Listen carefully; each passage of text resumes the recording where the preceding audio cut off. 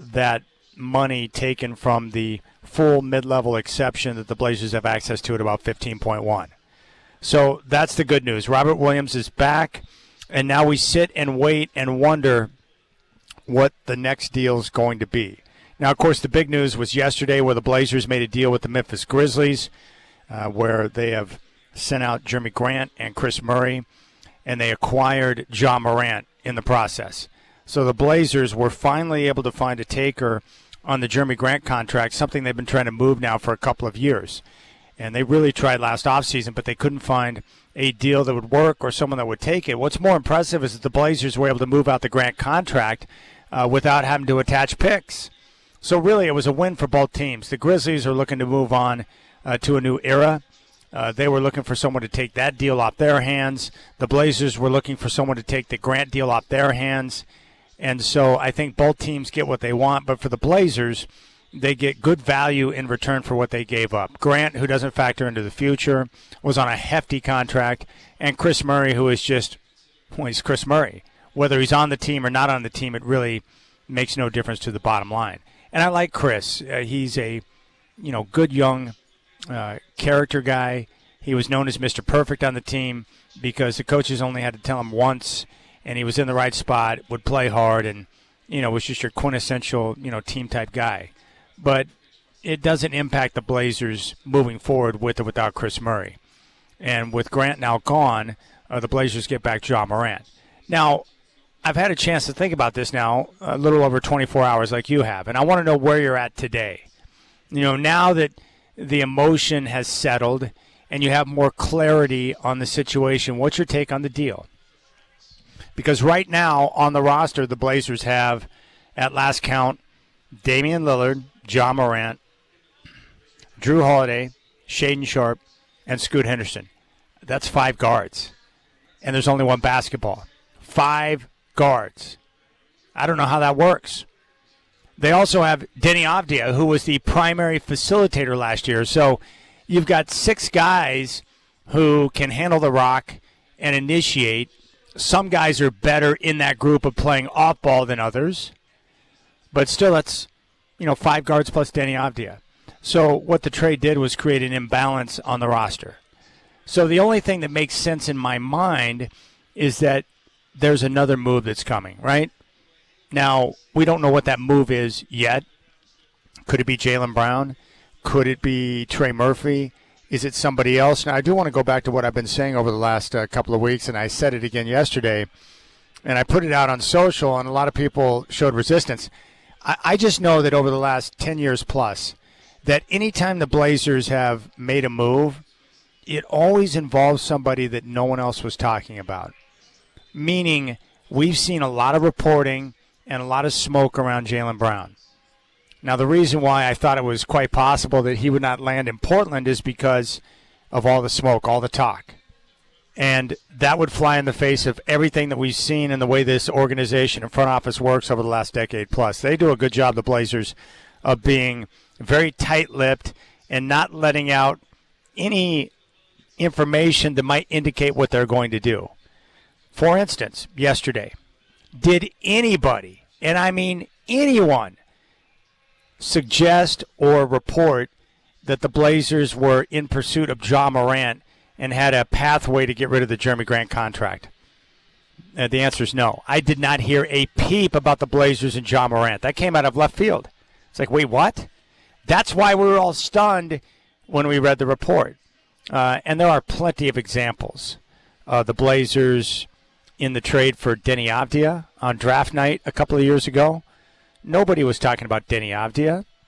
The Blazers, we found out later from Joe Cronin, had approached Washington and were in talks in the trade deadline of that season before the draft, but nothing could materialize, so they got back together during the offseason before the draft and started up the talks and got a deal done. But no one knew that the Blazers were in hot pursuit of Denny Avdia. What about the Damian Lillard trade? We knew that he had requested a trade and that one was likely to go down, but the only talk and the only team that was mentioned in those discussions were the Miami Heat. And whether or not the Blazers should take the Heat package, should Joe Cronin fold, should he stand strong, Should he play hardball? What was the situation? And what happened? Damian Lillard ended up going to a team that no one had reported, discussed, or talked about before the deal was made. And so that's the way that the process continues. Even the Drew Holiday acquisition. That stunned people last year. Well, what Drew Holiday? Why is he coming back to Portland? What's up with that? You see what I'm saying? The deals that are done are players in situations that have not been discussed. So my guess would be there's a good chance that whatever that next move is, and the reason why I say the next move is the roster as is right now doesn't make a whole lot of sense. But once they make the next move or series of moves, now that we've kicked off free agency and we're entering into the time period where teams really start to get busy when it comes to getting those trades finalized, that's where we're going to find out what's up next and why the Blazers made the move that they did. So it's really hard. You don't want to just look at the trade by itself. You've got to consider other factors, and that means what's next. And right now, what doesn't make sense may make a heck of a lot of sense after the Blazers are done wheeling and dealing. Now, the good thing is, even after the deal of Jeremy Grant and Chris Murray, the Blazers still sit in a position of strength right now. They don't have to do anything, but they have the assets to be as aggressive as they want. They've got salary to be able to match and go out and get someone like Jaylen Brown. They've got draft capital. They've got the flexibility, especially now that that pick is conveyed to Chicago. So I like where the Trailblazers sit.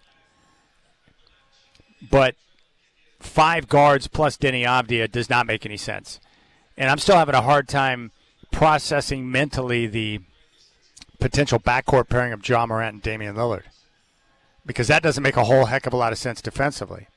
But that's why we got to be patient and wait and see what's next. All right, 503-248-0620. My name is Chad. You have the Rip City Drive. It's on a Tuesday, and I want to hear from you. Your chance to sound off as we kick off free agency and we get ready for the 4th of July. What's your take on the deal? What I want to know is, do you look at it differently right now compared to 24 hours ago, now that you've had a chance to let the dust settle in your dome? Like, where do you come out on this? 503-248-0620. I'll keep you up to date on any breaking news from Shams. You got the Rip City Drive in your home of the Blazers, Rip City Radio 620.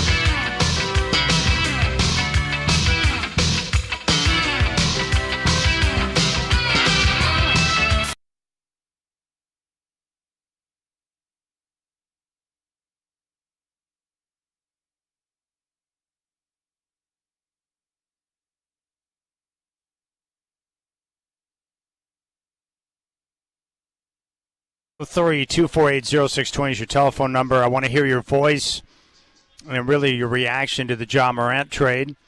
Now that you've had 24 hours to let it settle and think about it. Also, Robert Williams III has agreed to terms, 3 years, $44 million to return to the Blazers to be a backup to Donovan Clingan. So the Blazers will have their 1-2 punch at center. And now we wait and see what's coming up next. The other big news that went down today, 2 items ultimately. Number one, the Raptors have basically landed Kawhi Leonard again. So after winning a title in Toronto, he's going to go back to the Raptors. The deal and the specific pieces are still being put into place, but that's what Shams is reporting. And earlier today, the way it's being reported is kind of funny to me, but according to reports, LeBron James and his crew have informed the Lakers that he is not going to return to L.A., but will play elsewhere next season.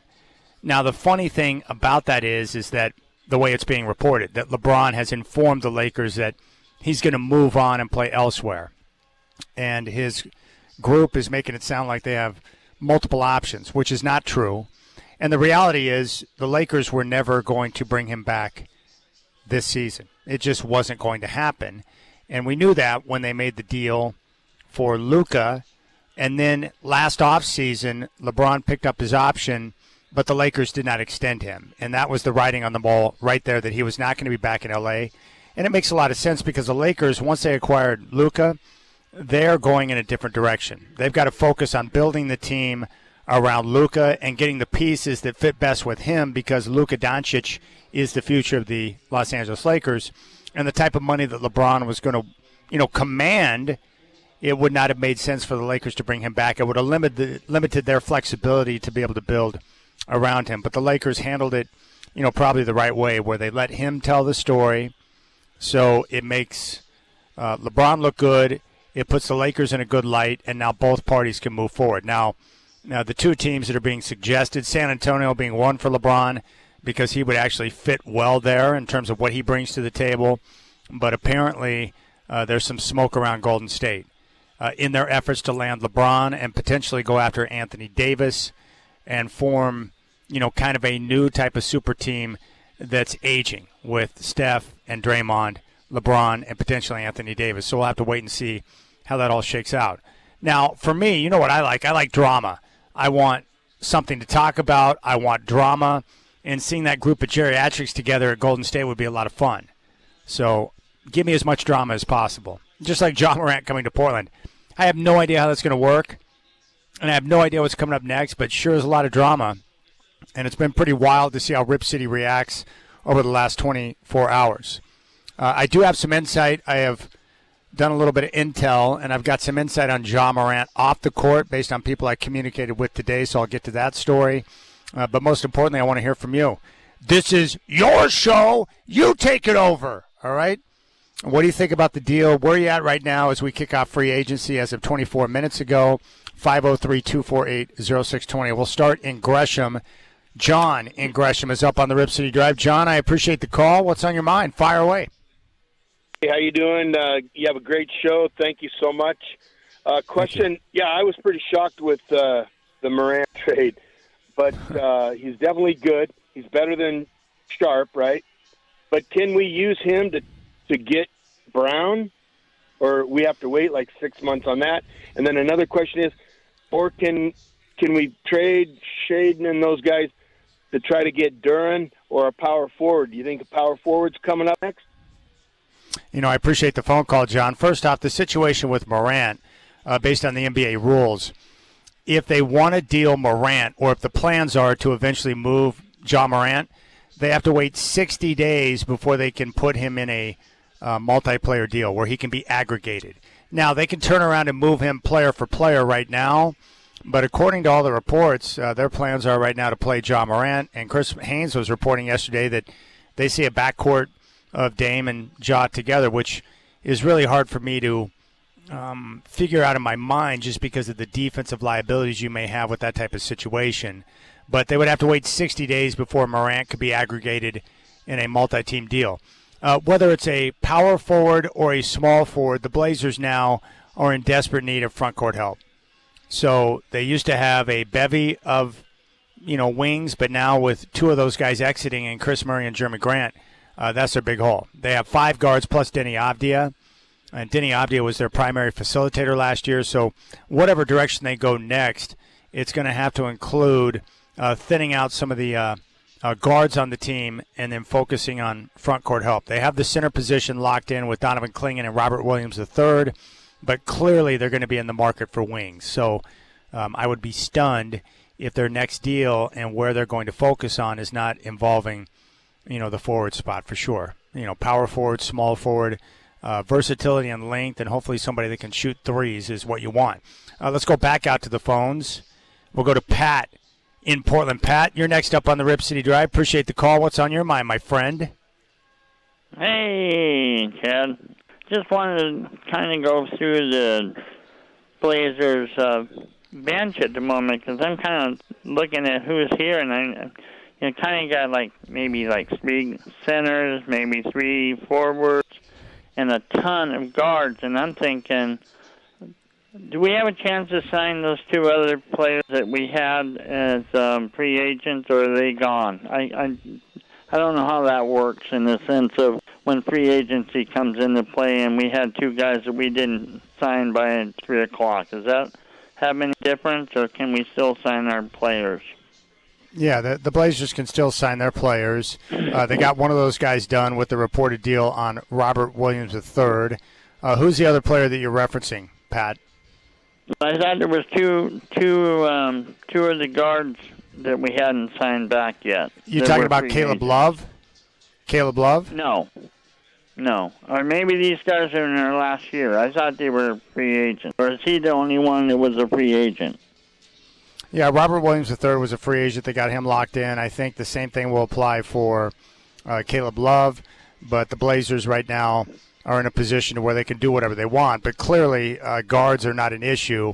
They're going to have to go out now. Their next move or series of moves, my guess would be to acquire, help at that forward position, power forward or small forward. But that's where you're going to focus next because the team has plenty of guards and plenty of guards to do it a different way. So they've got to clear out the guard room to be able to bring in help in the front court without question. So the other thing is with the guards we got, we gave up those 2 players yesterday, and in reality we didn't lose anything because Dane can pick up that extra, 10, 15, 20 points a game that those guys would have possibly had, playing. They would have put on the board, but I don't see any point production loss. I still think we need a good, strong guy that can shoot the 3, like you said, and see what these 3 old guys can do. Plus, our new guys on the bench that need some development. Yeah, no doubt. I appreciate the phone call, Pat. So right now, as of the roster as it sits today, you're looking at a starting lineup that, presumably would be Damian Lillard and John Morant. You would have Tamani Kamara and Denny Avdia at the forward spots with Donovan Clingan at center. That's kind of what you're looking at right now. And then you've got off the bench, guys like Shaedon Sharpe, Scoot Henderson, Drew Holiday. Now, we also saw a report yesterday that the Blazers, plan or intend to keep Drew Holiday, who obviously is a valuable player because of his, versatility. He can play off ball, he can be on ball, he can definitely defend. He does a lot of different things really well. So we'll see how that shakes out. Now, if they're going to go big game hunting and they want to get after someone like Jaylen Brown, almost certainly based on the numbers with contracts, Holiday would have to be involved. But we'll have to wait and see what the next move is. It's really hard to know right now because teams, they say things one day, but the next day that might change and they may look to pursue a certain player. So you can't necessarily believe everything that you read or everything that's being reported. But I'm very anxious to see what that next move for the Trailblazers is going to be. Now, in regard to John Morant, and I would agree, Damian Lillard is going to get his shots. He's going to get his points. Jeremy Grant was a good player, not great. He had his best season as a Trailblazer last year. But the one thing you lose with Grant being off the team and John Morant being on is, one, Grant was, a pretty efficient three-point shooter, also a pretty good defender, and he had great length. So that's why you're going to have to replace that Ja Morant is not a good three-point shooter, not the most efficient player, but obviously a really good passer, really good at attacking the defense off the bounce and getting at the rim. But I did reach out to a couple of people that I know who are very close to the Grizzlies situation. And my main question was, what's the latest on Ja? What do you know about Ja Morant? Not on the court, because we know what type of player he can be when he's healthy, but more importantly, has he tightened things up in his personal life with the off-the-court issues? And from what I was told, and this could be potentially good news, is that Ja Morant has, really focused in on the people that he surrounds himself with.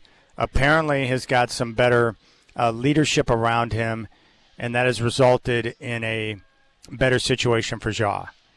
Now, I know a lot of people are concerned because I went through the series of issues that he's had off the court, and it's a lengthy list for Ja Morant. But I would remember or remind everyone that, he is a young guy, 26 years old.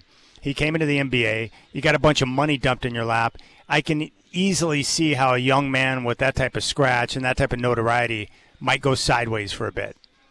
But a lot of times, a new place, a new destination, new surroundings, and better veteran leadership around him with some stronger personalities like Dame, like Robert Williams, like Denny Avdia, that could be exactly what he needs. And I'm a big believer, mainly because I look at my own life, I like second chances. I like second chance stories. I like people who have gone through a lot of crap, who have made some bad decisions, who get an opportunity to get it right. And then you see what they are able to do with that opportunity. I mean, that's what I like to see, and I'm anxious to see what he's going to be able to do when he has that opportunity here in Portland. It could be exactly what he needs. And if he's able to, tighten things up off the court and be healthy at 26 years of age, he's got a lot of gas left in the tank to be able to play, to be explosive, to showcase the athleticism, and he's a player that's really must-see TV. Like, you're going to want to go to Moda Center to watch him play because of his, high wire act and the way he attacks the rim. He's a fearless basketball player. It's just a matter of maturing and cleaning up some of the decision-making off the court. That's really what it comes down to. And so I like second-chance stories. It doesn't mean that it's all going to work out, but it very well could. There have been a lot of guys in the past who have had issues, but they figure it out. They're able to straighten things out, and they move forward strong. So here's a list of some of the issues that Morant has had over the course of time.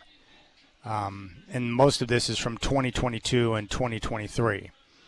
So in July of 2022, Morant was accused of threatening the head of security at a Memphis mall following a parking lot dispute. And apparently there were police reports filed. In July of 2022, he was alleged to have punched a 17-year-old boy multiple times during a pickup basketball game at his home, and then briefly flashing a gun. In January of 23, following a game, individuals in an SUV associated with Morant allegedly shined a laser pointer at the Indiana Pacers team bus. League investigators determined it was a reckless act that made staff members fear a gun was being aimed at them. Like, that's really bad. You probably should not be chasing after a team bus after you play them to put a laser pointer on them. In March of 23, Morant was suspended 8 games by the NBA for Instagram Live footage that showed him holding a handgun while intoxicated at a nightclub in Denver. In May of 23, just 2 months later, another video circulated online showing him brandishing a firearm in a car that resulted in an investigation and a severe 25-game suspension to start the 23-24 season. And despite explicit league warnings and a previous $75,000 fine, Morant drew another $75,000 fine for making finger gun celebratory gestures during a game against the Miami Heat. So there you go. In addition to off-the-court legal and behavioral concerns, Morant faced internal team drama, including a reported 1-game suspension in November for a heated argument with Grizzlies coach and friction regarding his role with the team. Combined with multiple injuries and declining shooting percentages, The off-the-court distractions caused a rift between the Grizzlies, ultimately leading the franchise to trading him yesterday to the Blazers. So it's a long list, but again, he was really young. And from what I was told today, it appears that he's done a good job of, really going out and trying to do a better job of surrounding himself with the right people. It kind of reminds me of what my dad used to tell me when I was younger. He's like, Chad, you are who you roll with. And how true are those words, right? Because the crap always brings you down. And so a lot of times, you learn as you're young and you learn to mature and make better decisions, and then you start to focus on the people you want to roll with and who you want to hang out with. That's really what it's all about. 503-248-0620 is your telephone number. 503-248-0620. Josh just reached out to me on social and said, Chad, could the Blazers be an under-the-radar team to go trade for Paolo Banchero? Well, I don't know if it's Paolo Banchero, but my whole point being is that I think maybe what you need to do is focus on potential players or candidates who could be involved in a trade that are not being reported or connected to the Portland Trail Blazers. Because over the last 10 years plus, the guys who are connected in multiple reports to the Blazers, those deals never go down. It's always the unsuspecting player, the deal that no one's talking about, and then when it happens, you're like, wait, what? How'd that happen? I mean, no one was talking about Morant to Portland or that Memphis would be the pathway for the Blazers to unload that Grant contract. No one knew that that was going to go down. And Brendan made a good point. Possibly one of the players that Pat was referring to is Matisse Thybulle. The Blazers could definitely re-sign Thybulle. I guess it's just a matter of, what teams have interest in him, what type of money he's looking for. My guess would be that, he enjoys playing for the Blazers and his teammates. He may want to look to play elsewhere. But the good thing is about having Micah Nori as coach, there are a lot of guys who are down with him. I know Robert Williams III is down with Micah. He's well-respected around the league, so there may be guys that want to stay and play for him. And Matisse Thybulle, bringing him back is not a bad idea if you get him at the right price, and you would probably get him at a very reasonable price. But Thybulle is, again, a good defender, smart basketball player, and he can play multiple positions, and you can plug him in a variety of different roles, because he can come off the bench. And he was, really a key component to their, final few weeks of the regular season last year when they made their push into the play-in and ultimately getting into the postseason to face the San Antonio Spurs.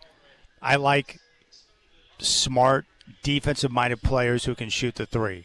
I like guys that can disrupt the game with their ability to, get in the passing lanes or create a steal. Thybulle's he's kind of Johnny on the spot. All right, 503-248-0620. Your chance to sound off on the Trailblazers, the Ja Morant deal, now that you've had some time to think about it. What do you think that next move is going to be? I want to hear from you, 503-248-0620. I am live right now from the BetMGM Sportsbook at Spirit Mountain Casino. I'm going to be giving away a brand new RV tonight at 7 o'clock with the Summer Adventures RV giveaway. So it's a 2026 Imagine RV. That sounds like something my dad would be down with. But that's coming up tonight at 7. And outside of that, I'll be with you all the way up until after 6. I want to hear your voice, 503-248-0620. Your chance to sound off is right now on your home of the Blazers, Rip City Radio 620.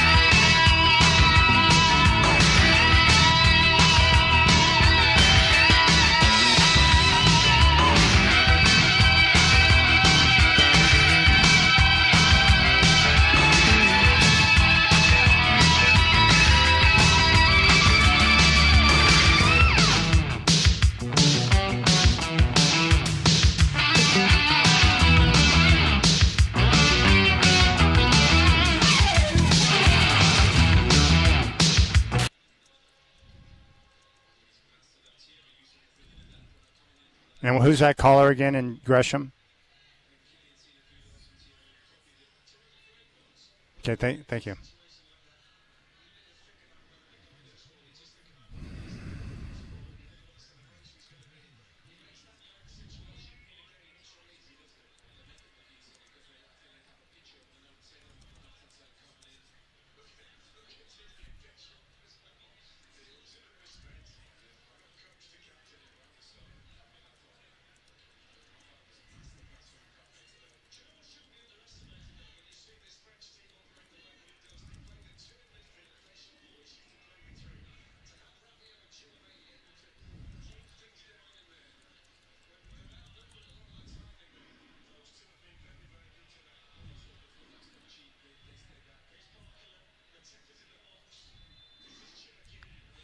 All right, telephone number 503-248-0620.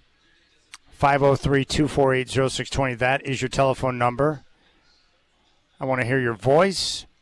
All right, let's go back out to the phones. I think I have another individual out in Gresham, Terry. Terry, I appreciate the phone call. You're up on the Rip City Drive. What's on your mind?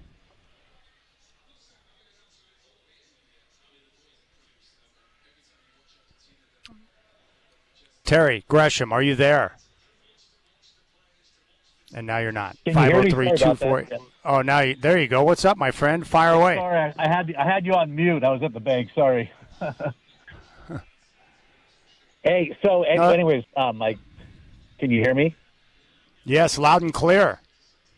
Okay. Hey, so what we think is we think that Portland is actually just gouging the market for Brown. We think we're going to do a favor for Boston. We think the target for Portland is to see where the market is with more Trey Murphy. That's what we think. And we have the assets to go out and get him. So we don't think Morant's going to be part of that deal. But we think we're kind of like seeing where the market is for a Brown to kind of look at where would Murphy be at. That's kind of what we think. And I think Murphy would be a lot better fit for Portland. Yeah, there's no question that Murphy, if you want to talk about guys that would fit perfectly in Portland, I think Trey Murphy's right at the top of the list because of his ability to defend, his length, but most importantly, the guy's an absolute deadeye from three-point range. Yeah, Trey Murphy would be perfect in Portland. 100%. That's what we think. We think we're trying to gauge the market, because I don't think Trey Murphy can get the return like a Brown does. But I think you kind of see where a Brown is. You're going to kind of look a little bit less for a Murphy. That's what we think. That's what I think, by the way. I love that. I love your thinking, Terry. That's awesome. Yeah. So that's what I wanted to share. You got it, buddy. I appreciate it. There's Terry out in Gresham. Yeah, I think of guys who would fit, Trey Murphy's about right at the top of the list. I agree with Terry because the guy can shoot the three.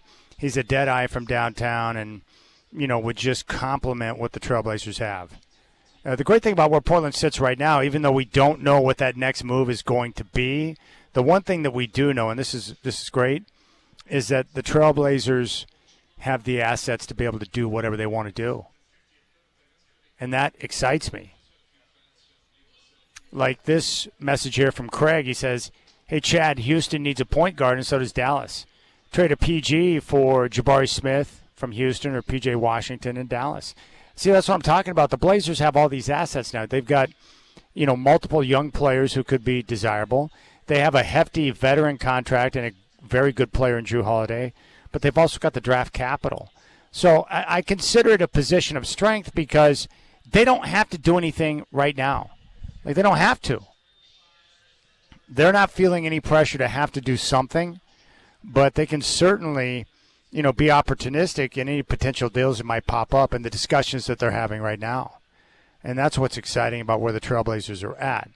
Now, in regard to Morant himself, in case you're just joining me, I did some recon today and talked to a couple of people I know close to the situation there in Memphis. And, my main question was the off-the-court stuff. Has he cleaned up his act? Is he on the right path now? And the message I got was yes, mainly because of who he's, spending his time around, the people that he's associating with. Morant was young, had a lot of money dumped into his lap. You get around some of the, the wrong people that can lead you down a different path. It can be a problem. We've all been there before, right? We can relate to that. But I do like second chance opportunities. I like to see what people can make the most, or if they can make the most of a second opportunity. And I think that this could be potentially a very good spot. With the roster the way it's composed right now, John Morant's not joining a young basketball team. There are some very strong personalities who could be a very good example for him in the Trailblazer locker room. Drew Holiday's arguably the nicest guy in the NBA. Well-respected, great player, but also just a terrific human being. Like, Drew Holiday's one of those guys you want to be around because he makes you want to be a better person. And I'm not even joking about that. Like, that's how good of a dude Drew Holiday is. That can have a tremendous impact on a young, impressionable guy like Morant. And then, of course, Damian Lillard, who has done nothing but handled his business the right way since he's entered the NBA. Dame can set the example. He's obviously the strong figure in the locker room. Very mature. That can be a good example and help someone like Morant as he continues to figure things out. Not to mention Denny Avdia. His background, where he comes from, the way he operates. He's young, but very mature for his age. Donovan Clingan is a terrific human being. Hard worker. There's just a lot of great character guys, on this team that can set a good example for Morant. Normally when it comes to a player with a checkered past or a troubled past, I think a lot of times it matters where that player winds up and whether or not they can have success moving forward. You've got to have the right people around that individual to put them in a position to have success. Much like the Chicago Bulls when they were looking to upgrade their front court after MJ had come back from his mini retirement to play baseball. They knew that they needed help to strengthen their front court. They needed a rebounder and a defensive presence, and so they made the maneuver to get Dennis Rodman. And at that time, Dennis Rodman was a wild hair, a bit crazy, out of control.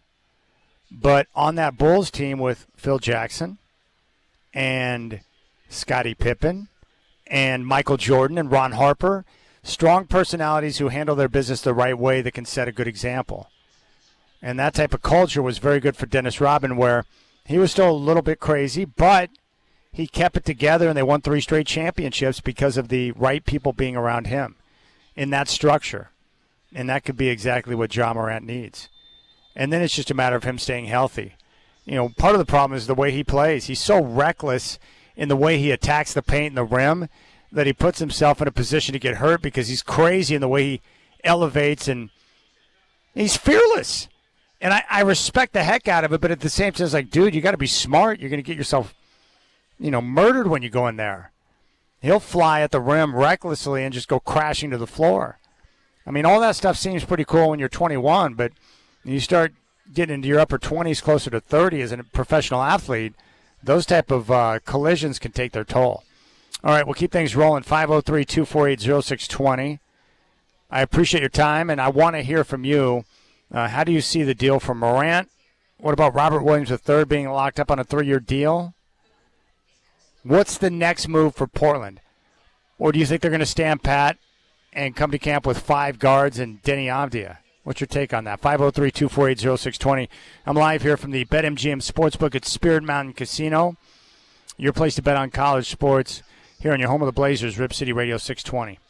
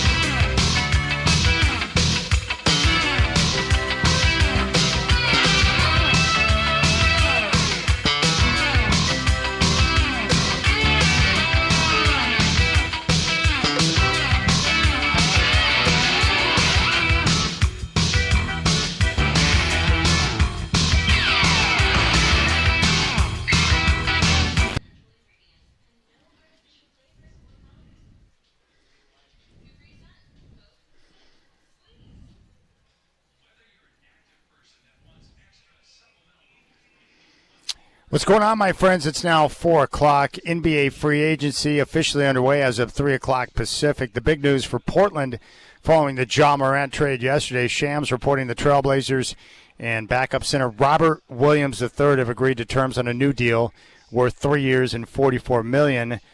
We're going to continue to focus on the Blazers coming up on the Rip City Drive. Elsewhere, LeBron James and his team have informed the Lakers that he'll play elsewhere next year, with the Warriors being the primary destination spot. Chris Haynes reporting that his main focus will be joining a team where he has a chance to win a championship. And Shams also reporting that the Los Angeles Clippers are nearing a deal sending Kawhi Leonard to the Raptors for Brandon Ingram, Grady Dick, 2 second first-round picks, 1 pick swap, and 2 second-rounders. That according to Shams.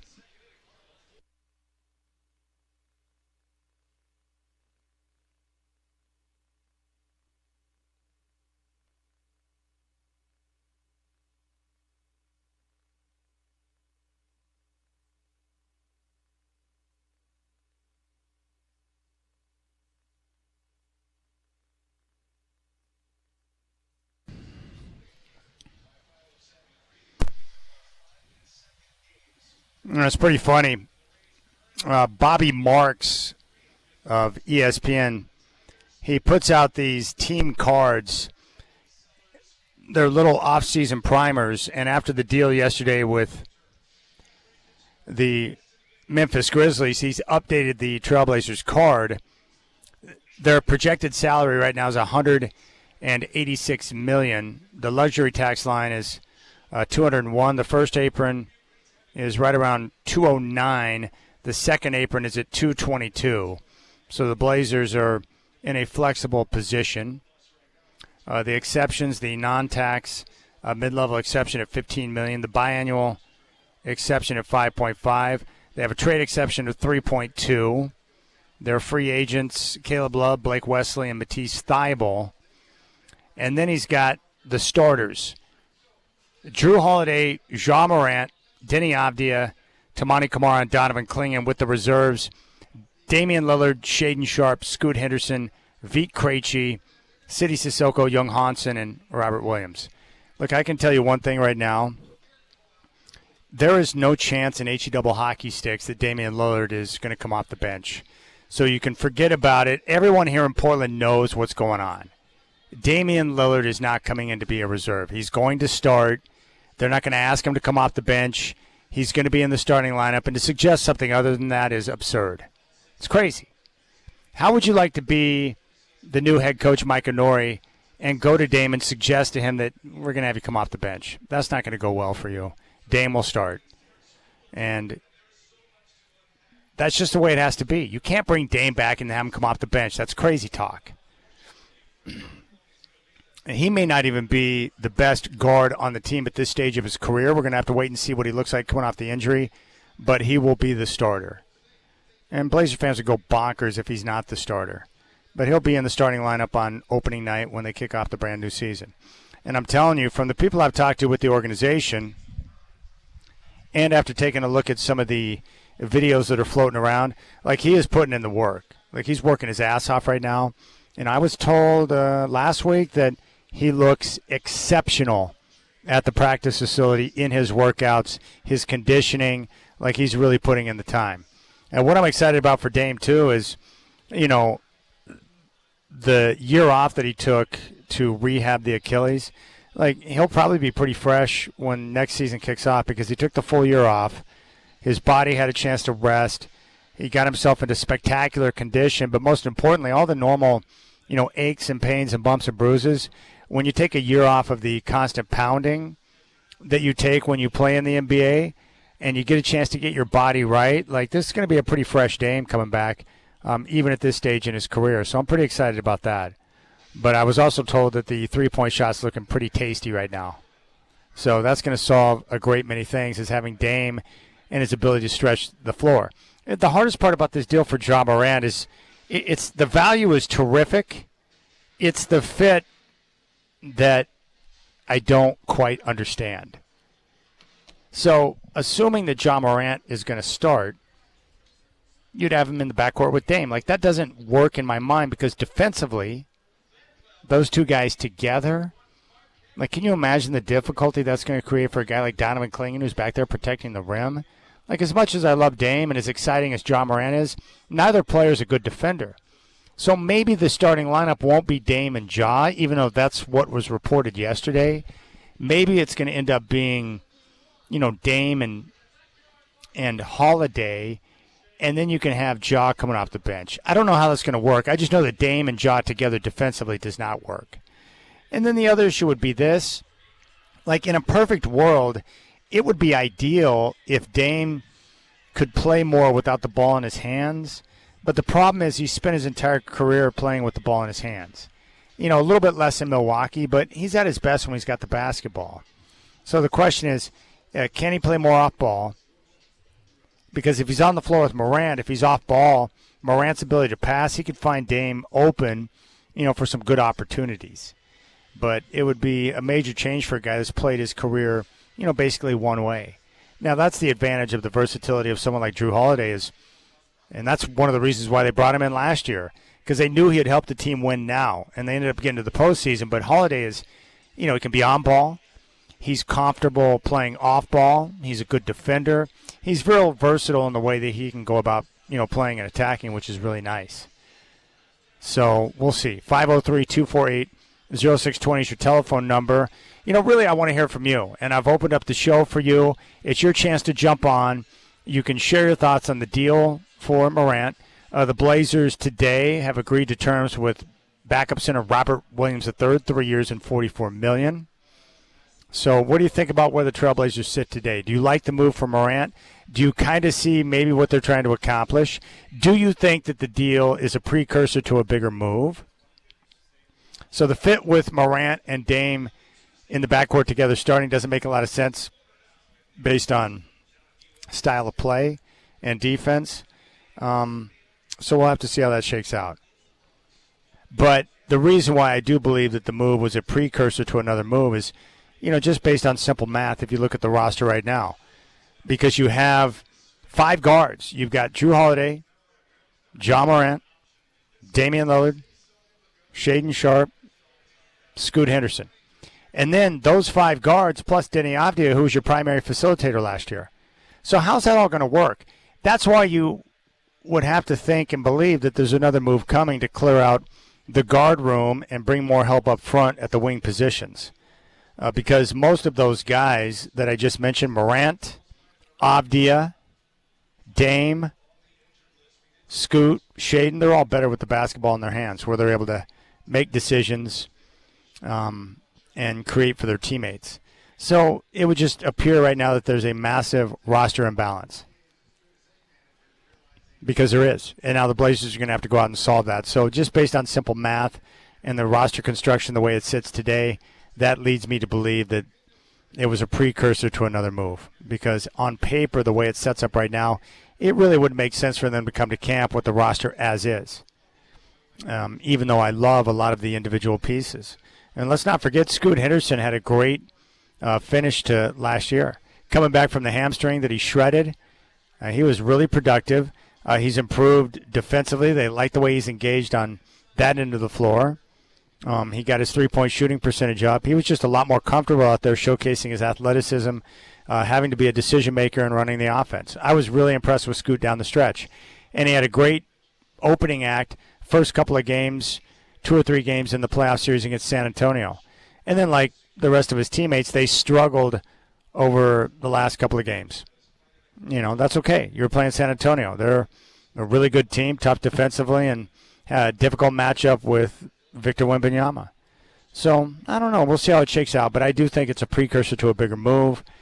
And when it comes to a player like Ja Morant, I'm hoping that the fresh start in Portland with the culture that exists here in Rip City is going to be exactly what he needs. Let's go out to Gladstone. Troy is out there bumping around. Troy, I appreciate the phone call. You're up on the Rip City Drive. What's your take on the Ja trade? You know what?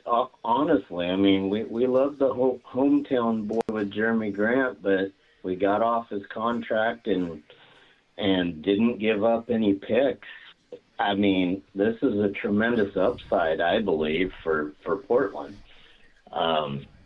Jaw here, but I don't think Jaw's going to continue to be here. It just doesn't make any sense with all, with Dame and Drew. So you got to fill in that forward position. So I kind of like salary matches with Trey Murphy and maybe Sabonis, John Collins, something like that. I don't know. But we didn't lose anything and we got better. So there's somebody that needs a point guard out there.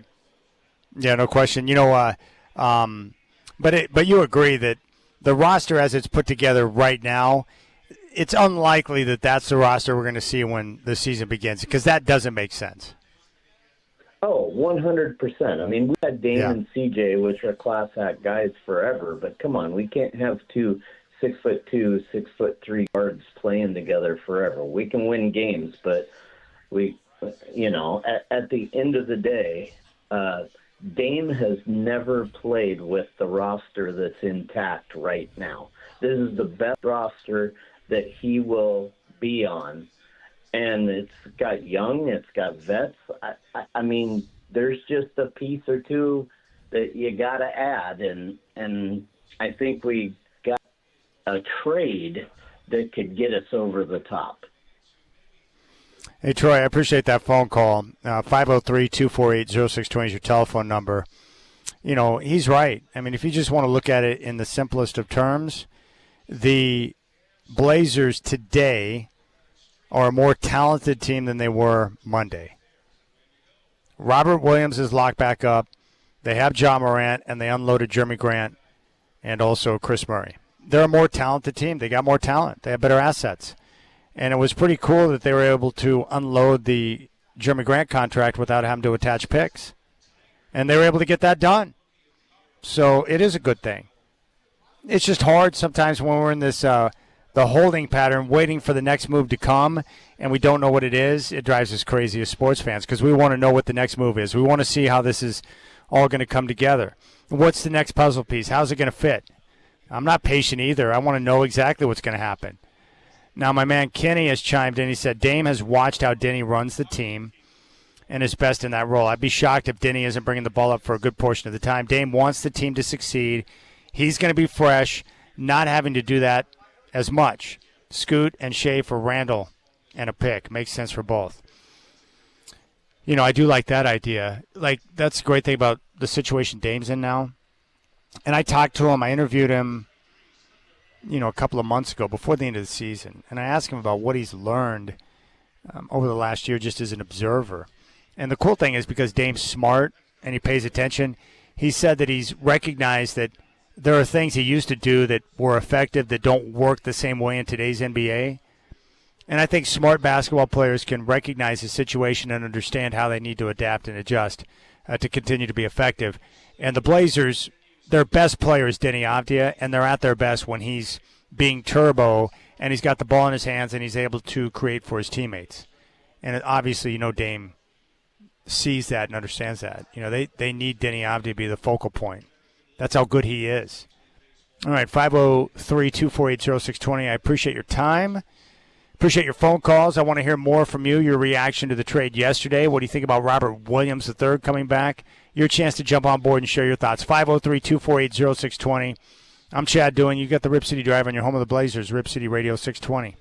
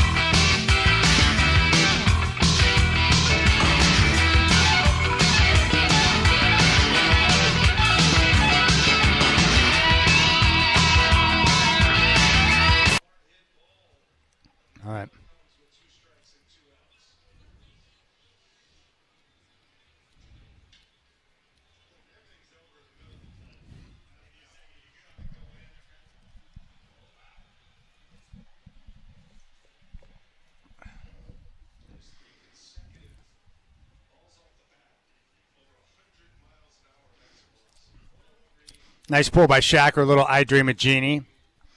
I actually had a chance to interview Larry Hagman once, and he was super cool. Larry Hagman, of course, a star in I Dream of Jeannie, and, of course, from Dallas. And many of you who are around my age remember who shot J.R. Ewing. My Nana and Papa were really big into Dallas, and I remember being over at their house when they would be watching Dallas, and I remember the Who Shot J.R. Ewing episode. It's crazy, how times have changed, but that's what they're into. 503-248-0620 is your telephone number. You can jump on board. Hey, I just want to hear what you think. It's been a pretty crazy whirlwind here in Rip City over the last few months. We got people who are happy with Tom Dundon. We got people who are upset. We've got, a lot of weird reporting on Tom Dundon. Some people like that. Some people are upset about that. We have a lot of people who are freaked out about the Trailblazers leaving town. Some aren't worried at all. We got the negotiations going on right now with the city council. What are they going to do? Are they going to get a deal done? Will they find the funding for the arena to get the improvements that are necessary? Is Tom Dundon evil because he's a billionaire? What are his true intentions with the team? Is he going to move him to a different city? If so, where would that be? All the different things that are going on. And then you've got, the chaos with the roster and John Morant coming to town. Like, that's pretty wild if you think about it. New owner comes in. He instantly is under the gun with all sorts of reporting. And then the Blazers make this trade for John Morant. Like, it's crazy, but exciting. The one thing I'm excited about is that the Blazers, we've waited so long for some type of active, big-named free agent acquisitions. Like, the free agency period that we've talked about, like, it's happening right now. The question is, what is that next move going to be? My man Kenny's big on Julius Randle. Keep in mind the Blazers, if they're going to aggregate a deal that would involve John Morant, they got to wait at least 60 days. You could do a player-for-player deal with Morant now, but it cannot be aggregated until that 60-day window is passed.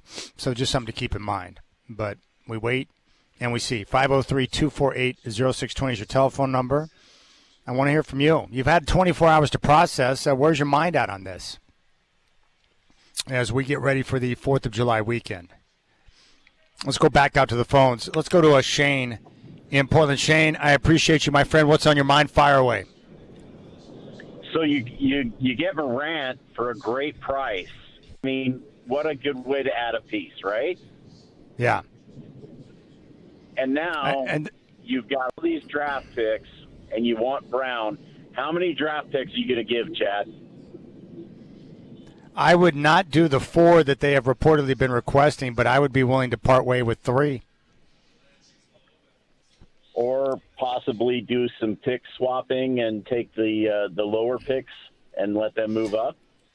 That's correct. Or what you could do is maybe you get away with giving away a couple of picks, but you don't put any protections on it. There are ways they can work it that would be favorable to them. I just don't want them to clear out the entire cupboard, especially if they're going to be giving away, both Shaden and Scoot in the process. I don't want to eliminate all the young assets, but yes, I would. For a player like Jaylen Brown, who's under 3 years of team control, I'm willing to give away a lot because I really like his game. And don't you think Jaylen Brown would be a good fit with this current group? He would be the perfect fit. I mean, he's got range and can open up, and Denny and Dame can get to the rim. Ja can get to the rim. It looks like, if Donovan can learn to shoot a little further away, it could be a lot of fun to watch this team. Yeah, there's no question. And the one thing I am certain of, we talked with Keith Smith on the show yesterday. I don't know when it's going to happen, but I think the Celtics are dead set on dealing Brown. And the reason why is because that relationship, they are headed for divorce. Like, the time has come. And I think Jaylen Brown has been a great Celtic, but I think the time has come. There's been issues there, the rumors. I just think it's beyond repair at this point, and so I think they're going to deal him this offseason. Now, my only other question, I think they're going to do it. I think they'll pull the trigger depending on, if Boston gets reasonable. But the other thing is, don't they have a $10 million mid-level exception? The Blazers have that $15.1 million mid-level exception. Full mid-level.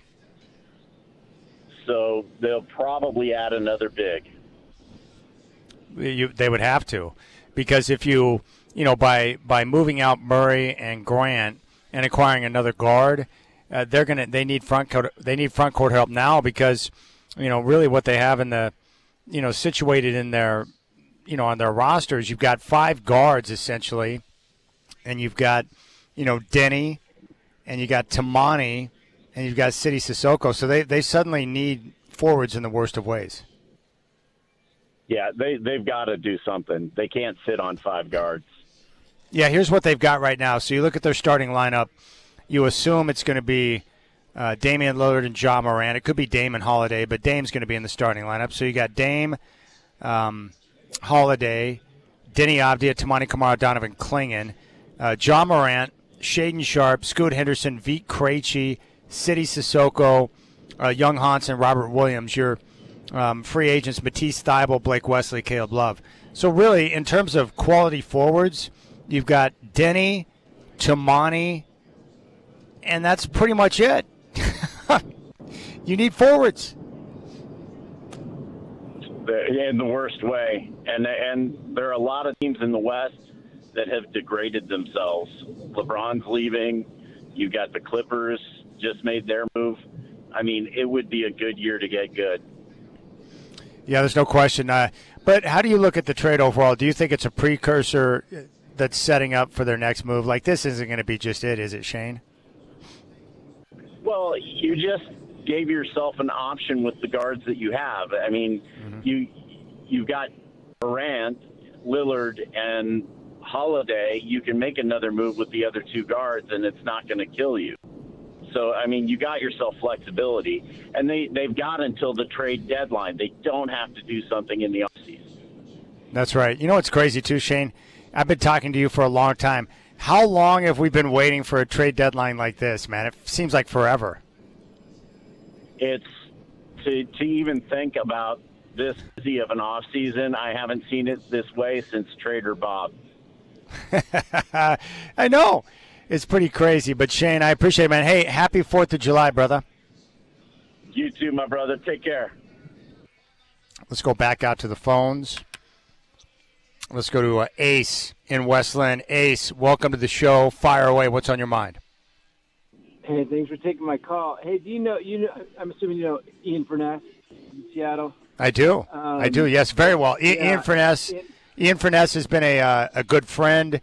He was a great mentor to me in the business when I was younger. So I've got nothing but total respect for Ian. I love the guy.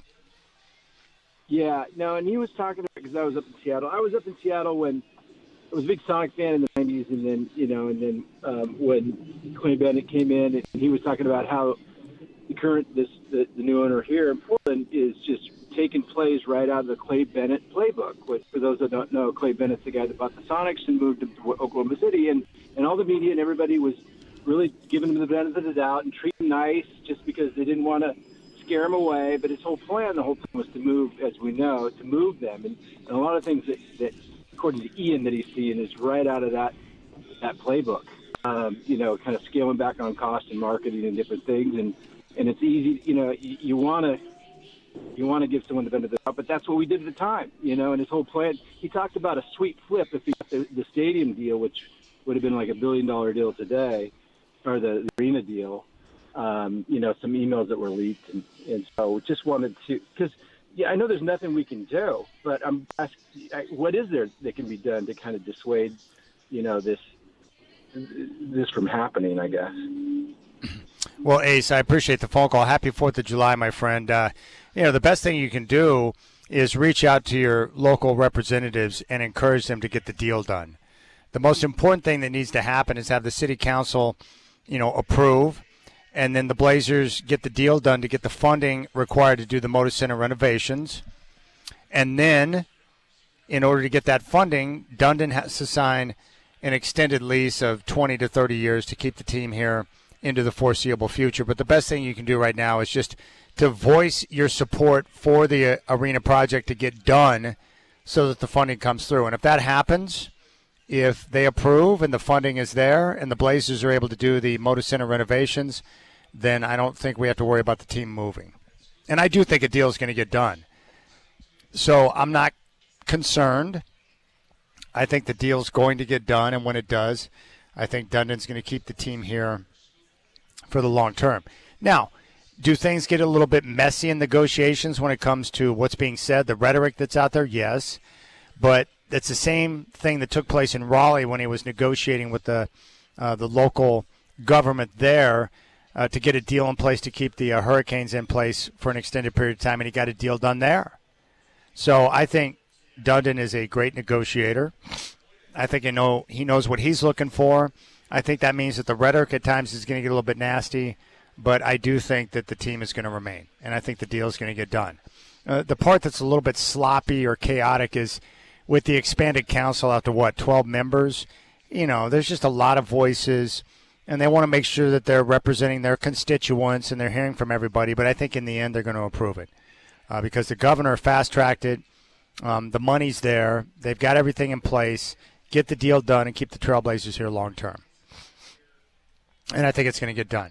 But do I get concerned anytime the bureaucracy is involved? Of course. But, Clay Bennett was a different animal. I don't see him and Tom Dundon as the same. And I think if they approve that the team's going to be here long term. And the Motor Center does need a lot of work. It's been there for 30 years without any major, overhaul. It needs major overhaul. Let's make that place spectacular. And here's the thing about the city.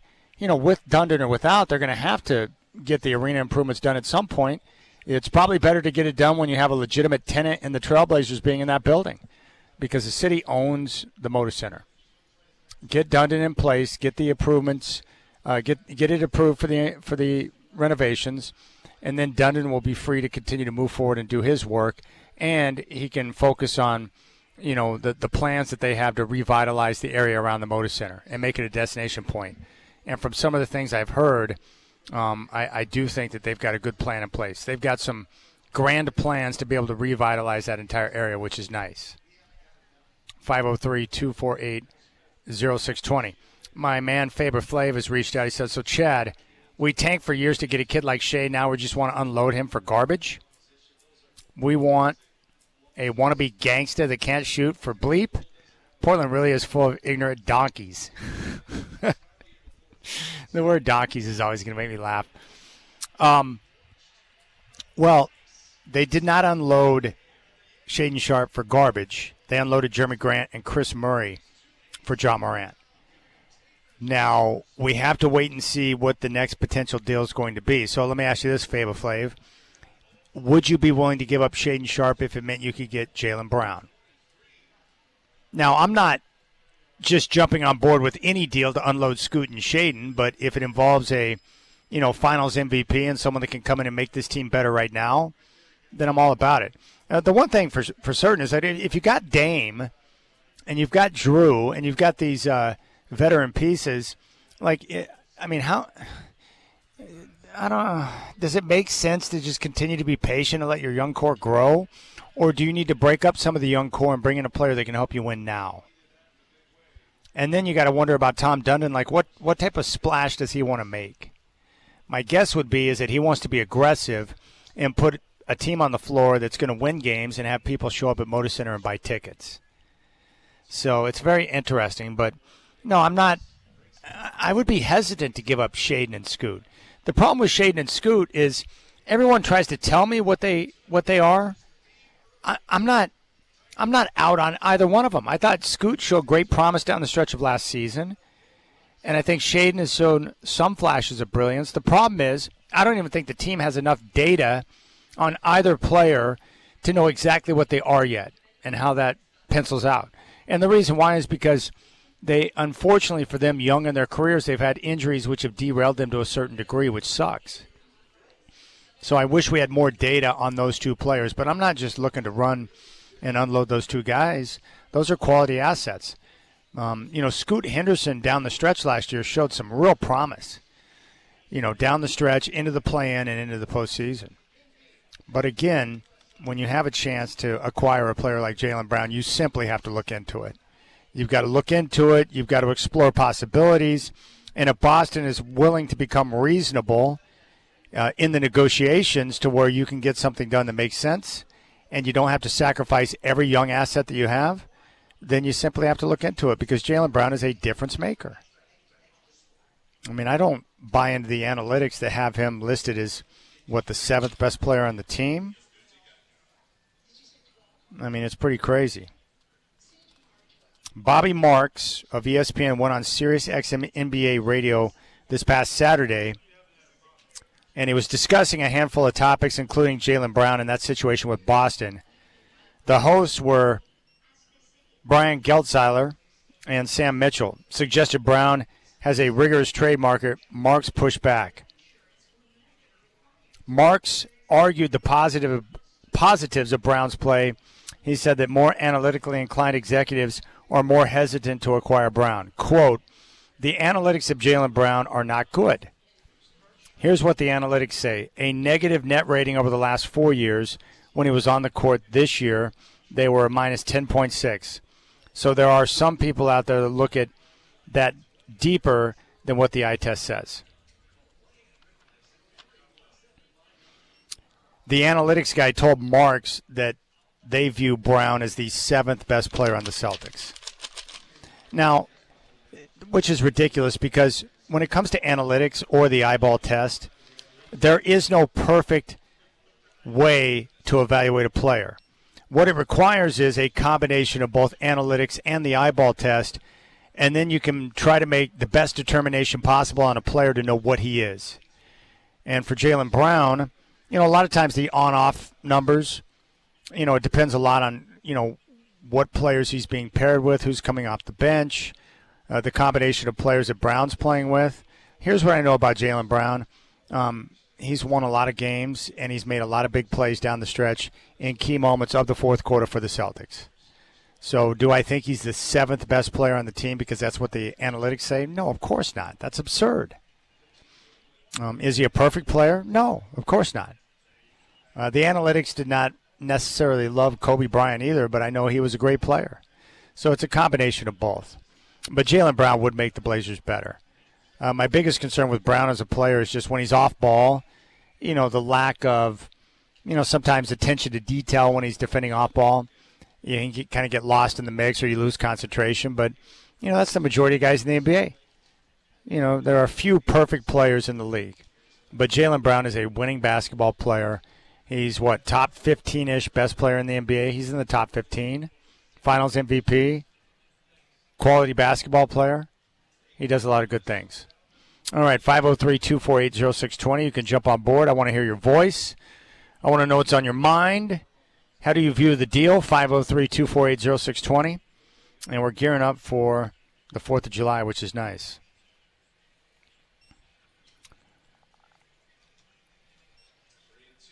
And John Rosenberg just reached out and apologized for butt dialing me. No problem. John, it happens to the best of us. Michael Shacker's done that before where I call him like, what's up? I missed your call. He's like, oh, sorry, that was a butt dial. 503-248-0620 is your telephone number. You can jump on board. I want to hear your thoughts on, we can talk about Ja Morant. We can talk about what you think's coming next. We can talk about Robert Williams being inked up on a 3-year deal with the Blazers to return and back up Donovan Clingan. I'll get you up to date on any of the new reports from Shams when we come back. 503-248-0620 is your telephone number. Hope you're enjoying your Tuesday afternoon. You got the Rip City Drive on your home of the Blazers, Rip City Radio 620.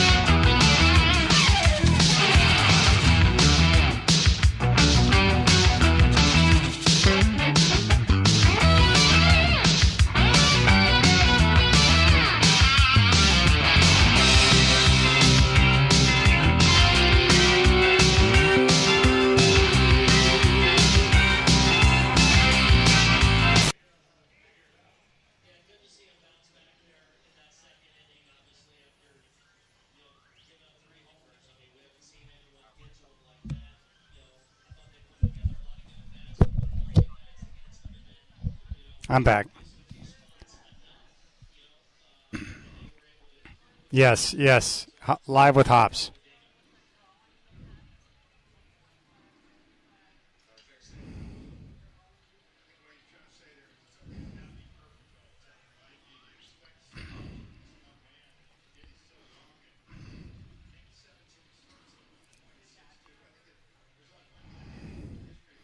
Super duper. All right, 503-248-0620 is your telephone number. You can jump on board. I want to hear your voice. This has just come through from Shams. Free agent 7-footer Brandon Carlson has agreed to a 1-year, $2.5 million deal to sign with the Portland Trail Blazers. Portland picks up a big man who has developed in the Oklahoma City Thunder system over the last 2 seasons, finalizing a deal with Priority Sports, Ross Arroyo and Mark Bartelstein. So the Blazers have picked up another big, this one being Brandon Carlson on a 1-year deal, who has developed in the Oklahoma City Thunder organization. All right, I want to hear from you, 503-248-0620. Let's go out to Lake O. Bradley. Bradley, you're up on the Rip City Drive. Appreciate the call. What's on your mind? Yeah, hey, Chad. I sure enjoy listening to you. Every time I hear you on when I'm out driving, I don't switch the channel. I just enjoy your take. So appreciate you. Thank you, buddy. I really appreciate that. Yeah, absolutely. One of these days I'll see you out on the golf course. So here's my challenge with Shaden. I'm going to just give you a couple data points. I remember Chauncey a while back said, he was struggling. This is my paraphrase. He was struggling with, coaching the Blazers because he felt like there were some players that just didn't like to play the game of basketball. And I always ask myself, is that Sharp? And when I listen to his interviews, when he has a great game and, they do the post-game interview, he just seems so disconnected and aloof. Now, I get it. Everybody is a different person, right? The character, the nature of a person. But, I see guys like Damien over the years, or even Denny Avdia, when he does an interview, it's like there's just a spark, a connection with the game. I see a love for the game, a desire to be great. Maybe it's a chip on the shoulder. And when I researched Sharp a little bit, it seems like he's always been curated from very early on, put in a position to be good, kind of a showcase kid, if you will. And I just don't see it when it's on the court. The flashes of greatness, but in the end, I would like to trade him because I just don't think he's a competitor. And I think the Trailblazers need more competitors like Denny. And that was a incredible eye-opening to see somebody out there mad when they're going well and wanting to win even when there's 4 minutes left on the clock. That's my personal take. Well, that's a great phone call. I appreciate that, Bradley. I would say that in some ways, I think Shaden Sharp is misunderstood. He's got a very laid-back and chill personality. And so when he communicates or he's talking about the team or a particular game or a situation, I think sometimes his laid-back approach and the way he communicates can be misconstrued as someone that is not intense or someone that doesn't care. So I think a lot of times he's a victim of just his own laid-back personality. Like, he's not one of those guys that appears to be stressed or to get his feathers ruffled too much. Like, he's very calm and chill in the way he operates. I think he's very comfortable when he's on the basketball floor.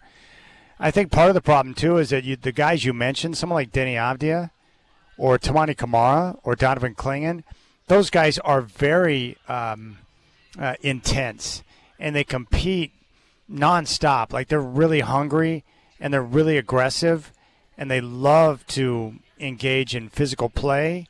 And so when you pair that next to a guy like Shaden Sharp, something looks off because those guys are so unique in the way they approach the game. Let me just put it this way. Like, I don't think the Blazers have enough data yet to exactly know what Sharp is, but I would not stop in an effort to get Jaylen Brown if it meant I had to give up Sharp. I would do it. But I still think Shaden Sharp's got great potential. But the biggest issue you had, and you mentioned Chauncey Billups, we saw this last year under Tiago Splitter. We saw it during Billups' tenure with Shaden Sharp that, there are times where Sharp shows flashes of brilliance. But the biggest issue from what I can gather is a lack of consistent intensity level, in particular on the defensive end. Not being engaged, not always, being on top of things, paying attention to detail, and being a difference maker. And the problem is he's got the ability to be that guy, but sometimes he just lacks the engagement defensively. And that's what got him in the doghouse with Billups and with Tiago Splitter. All right, this is really weird. Let's go out and talk with Spirit Mountain Mike. Now, Mike, I'm at Spirit Mountain Casino. You're Spirit Mountain Mike, but I'm not seeing you right now. What's up? Where are you? Well, you know what? I'm at home. If I'd have known you'd been out there, I probably would have gone out that way, Chad. But nevertheless, I'm kind of like your brother from another mother. You take a little break sometimes and you reevaluate when you're wagering a lot, what you can do and what you've done best. And so I'm just kind of taking a little break right now. Well, that's fine. A break before football season is probably a good idea. We got football season right around the corner, so enjoy your break and enjoy the nice weather. Yeah, well, listen, the conundrum with the Blazers is really interesting. I wish I had a clear-cut solution for you, Chad, but, I'm really hesitant to getting rid of, Scoot. I'm a big Scoot guy. And what are they going to do with him? I mean, if they don't get rid of are they going to get rid of him? Are they going to move Drew? I've always thought Drew wouldn't be on the team this year. I've said that for a long time because I don't see him Dame. There's really no sense to have Drew. Now you throw Durant into it, and I'll tell you what, it's a mess, I think. I don't know. They must have a plan, but I haven't figured it out yet. Yeah, none of us have. We're waiting for that next move, Mike, and I appreciate the phone call, buddy. We are brothers from another mother. Happy 4th of July. I would say this. In fact, I'm having people suggest this right now. The Blazers have just acquired a 7-footer, Brandon Carlson from Oklahoma City. 1-year deal, $2.5 million. Now I got people wondering if this is a maneuver to set up for a potential move. Maybe they're going to move Klingon out because that's who Boston wants to get Jaylen Brown. But everything is a mess right now. The roster is a mess, but that's because the next move has not come. I would bet my bottom dollar on the fact that what went down yesterday with the Morant deal is a setup for whatever's coming next. And, if Boston is being very pushy on what they want in return for Jaylen Brown, then, maybe that's a negotiation that's going to take a little bit of time before they get the deal done. But we know another move's coming. The question is, who is it going to be? Very interesting. All right, 503-248-0620 is your telephone number. When we come back, you're going to hear a perspective on the Ja Morant deal that, is a little less positive and expresses some of the concerns, things to consider as the Blazers move forward and build this roster throughout the course of the summertime. I appreciate you. Thank you for your time. You got the Rip City Drive on this Tuesday here on your home of the Blazers, Rip City Radio 620.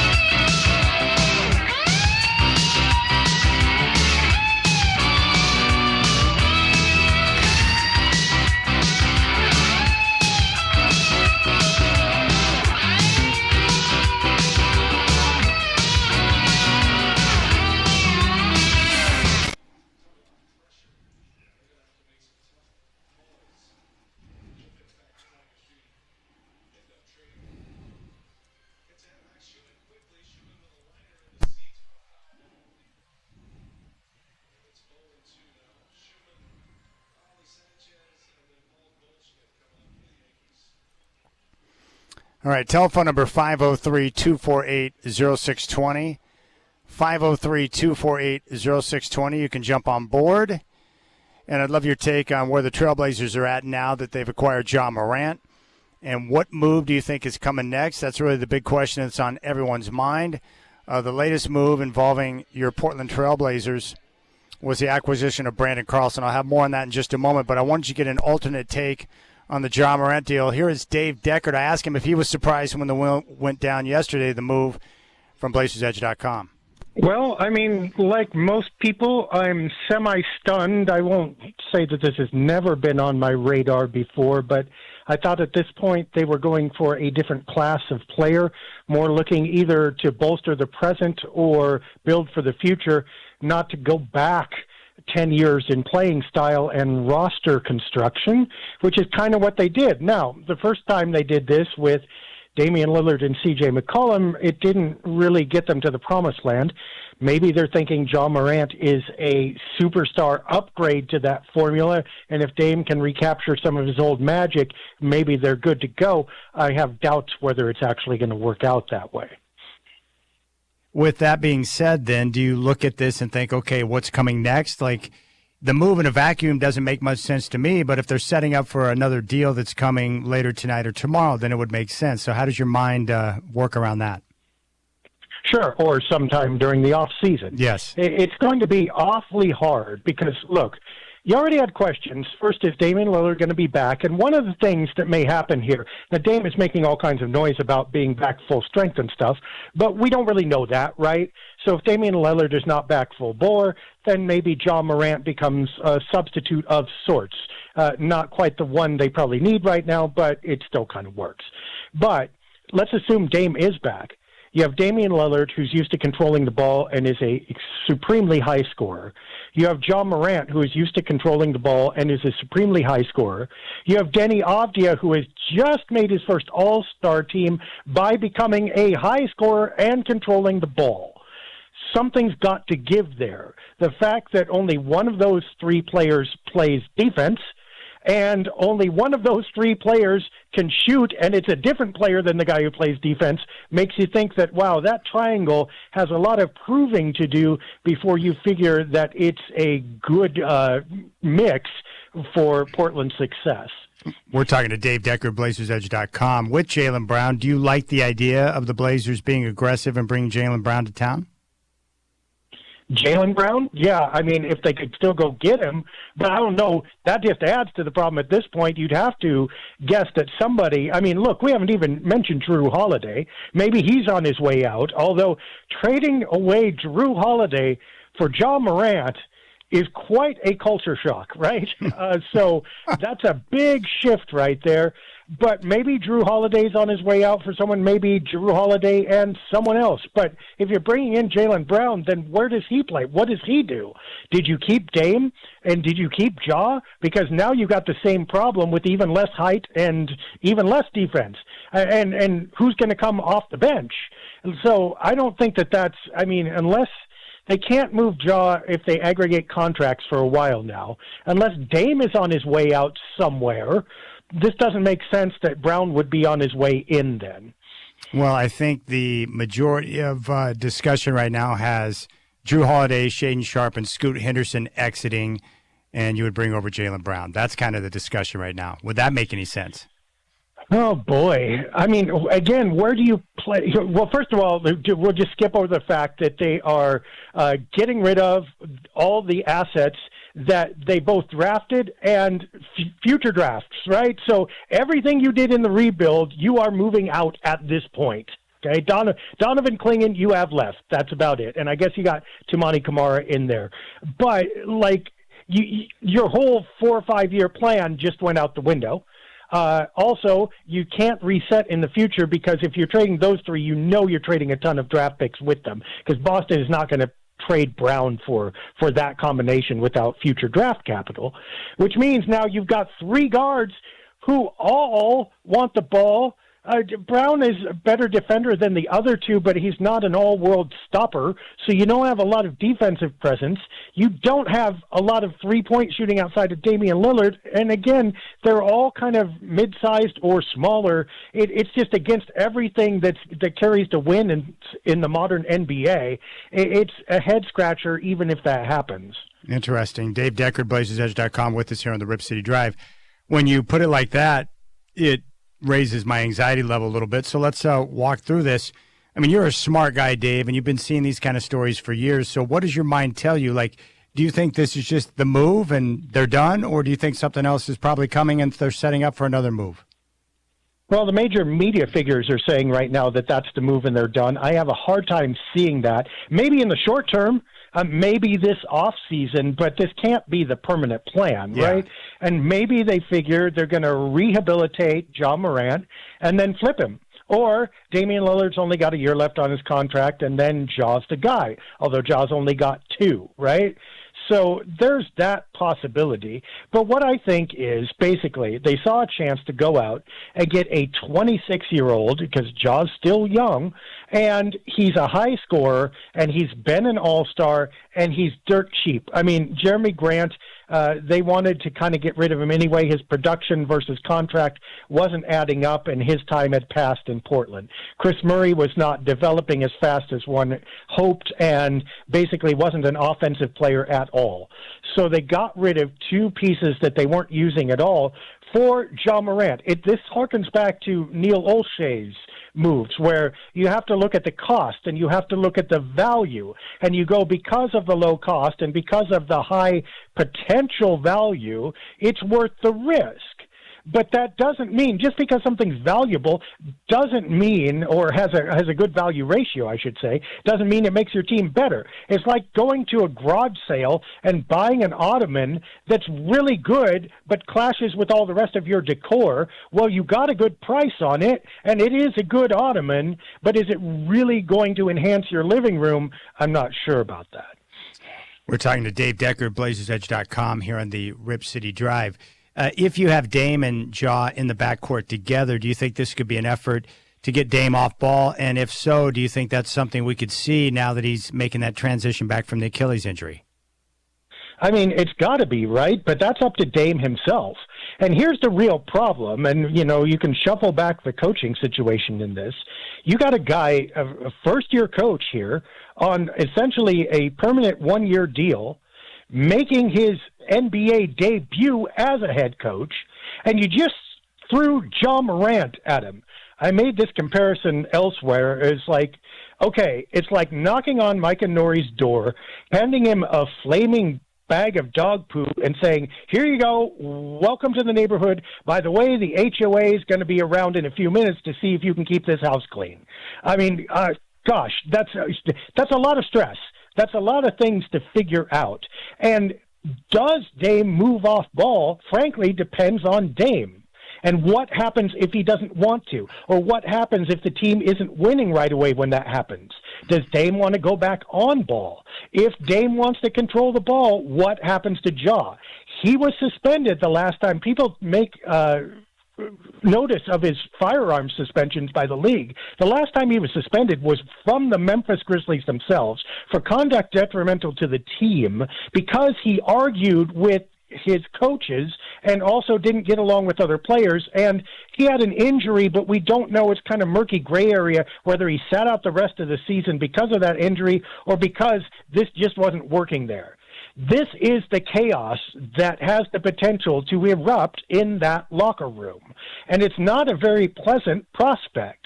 And what's got to happen, really, is the Blazers had better see some success pretty early in the season with this. Otherwise, everybody's going to be staring at each other. Everybody's going to be looking for someone to blame. And whoever ends up holding that blame is not going to find much mercy. And it's guaranteed also that someone in that locker room is going to be pretty upset. That's not a great way to start or progress through your year. All right, Dave, can you expand on one thought that you gave? I think it's important for people to understand this. You mentioned Ja Morant. He cannot be included in a deal with other or aggregated in the deal with multiple contracts. Can you explain that so people have a clear understanding of how that works? something like that, and I need to work it through again. I need to look this up because I'm going off the top of my head, okay? But you can trade players, right? But once you trade for them, I believe, unless it's simultaneous, there's a waiting period. So, it's not going to affect things permanently. It's a matter of months or whatever, and I'd have to look it up to speak intelligently, okay? But basically, if you move Jaw again, you need to move him as a solo player. I don't believe that they can aggregate him for X number of months. Aggregating means throwing him in with other players, all right? So, anyway, they're going to have to wait this out. They're not getting him probably just to flip him. That's the basic message, okay? If they want to flip him, they're going to have to either trade him solo or they're going to have to wait out stuff. And that's, that makes sense, though, because, look at the value that they gave for him. They traded Jeremy Grant and Chris Murray. If there was a better deal out there, almost anything would have qualified as better, right? Which means the Blazers aren't going to turn around in the next month and flip him for an all-star. So it looks like Jaw's here for at least a short term, and, they're just going to have to deal with it. Wow. Dave Decker, BlazersEdge.com, is with us. So what are you going to be watching now? So we know that the free agency period kicks off tomorrow at 3 o'clock local time. So what are you going to be watching? What are you going to be paying attention to? First thing I'm going to be watching is, what's Scoot Henderson's agent doing? Because Scoot's up the creek here. I mean, he is the guy who was supposed to take this spot. And then they got Dame, which buried him down lower. And now they got Jaw, which buries him down even lower. So if I'm Scoot Henderson's agent, I'm looking for, I'm calling up the Blazers saying, where are you trading my guy? Not if, but where, basically. So I'm looking for that move. I also don't think that John Morant and Shaedon Sharpe, as super hyper-athletic as that backcourt would be, I'm not sure they're super compatible because I think Jaw probably would, A, needs the same space that Shaedon does, and B, is just going to mow over Shaedon. So I think it's very legitimate to say, okay, is Shaedon Sharpe getting traded now? Obviously, you mentioned Jrue Holiday. There's another person there. So I'm looking for that next deal with them, and I don't know that there's going to be a huge return for them. I don't think they can get Jaylen Brown, frankly. So that's the big item here. Are you coming back with 5 guards who all need the ball and want to play, in addition to Denny Avdia that you didn't even count in that group? If you do that, I don't know what this training camp looks like. It's going to be really dicey. So there's got to be a move somewhere around the corner, or at least between now and September. Of the names that have been, mentioned with Portland, obviously Jaylen Brown and Trey Murphy, Anthony Davis. Do you have a preference of those guys? Oh, I mean, Trey Murphy by far, because he can play more without the ball and he can shoot. But here's the thing, is that Trey Murphy's going to be expensive. I mean, we knew that. And I don't, look, God bless Shaedon Sharpe and Scoot Henderson, but I don't think New Orleans is looking at them and going, they're my answer, and I'm going to trade really what ends up being my most valuable trade chip right now for a combination of that and any number of draft picks. So I've got to believe that someone else around the league will make an offer for Trey Murphy that's better than that. So I'm guessing he's off the table. But if the Blazers pull that off, that's a coup.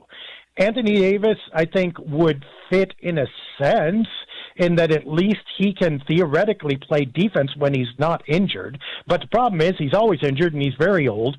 So, hey, he's not fitting timeline-wise, but he'd certainly make some sense. I think Jaylen Brown is just off the table at this point, I'm guessing, unless things go completely crazy.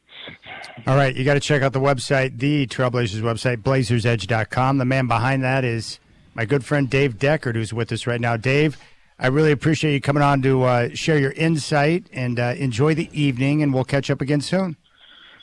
Yeah, this was my evening off, but no more. So thanks a lot, Trailblazers, and let's see how Jaw does. All right, there's Dave Deckard. A little bit of a different perspective. He obviously is concerned about the move and concerned about what they're going to be able to do moving forward.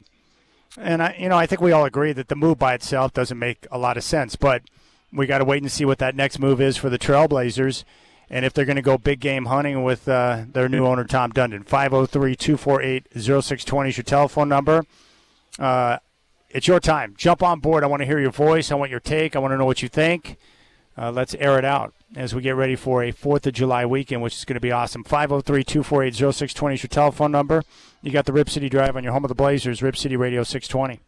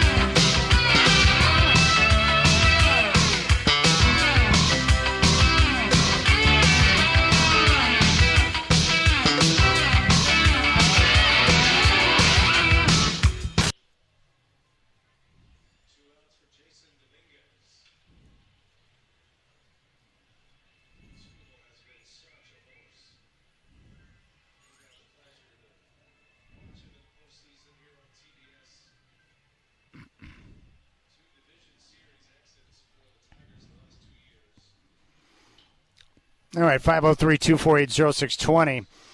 Coming up later in this segment here, probably 10 minutes, I've got a 4-pack of tickets to give away for the Hillsboro Hops.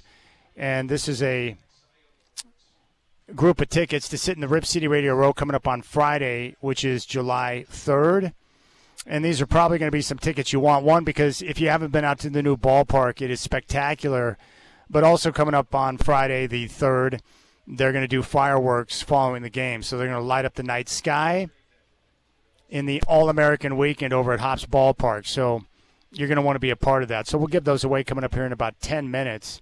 But mostly just getting your reaction to the start of free agency and the news surrounding your Trailblazers. They traded for Ja Morant yesterday. We got word earlier today that they were going to bring back Robert Williams III on a deal.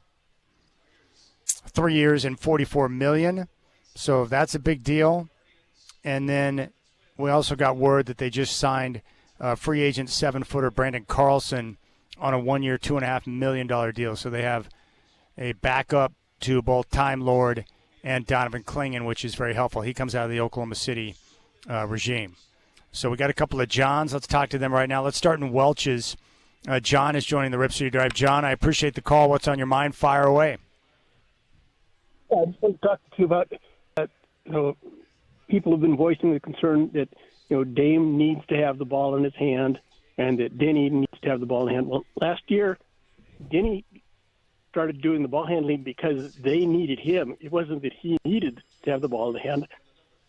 We were out of point guards, so they turned to him, and he shined. That's what he needs. And Dame is a very unselfish player also.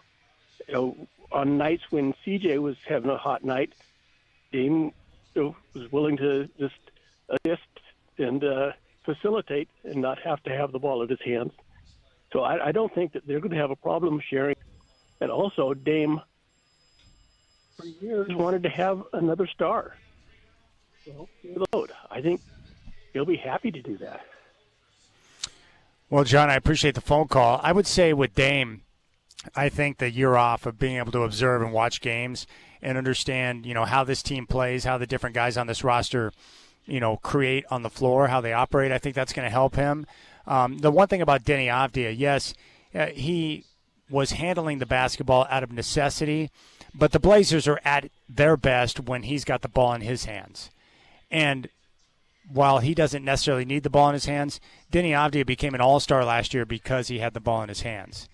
He's great at, straight-line drives, great at creating contact, getting to the foul line. He's a good decision-maker with the ball in his hands.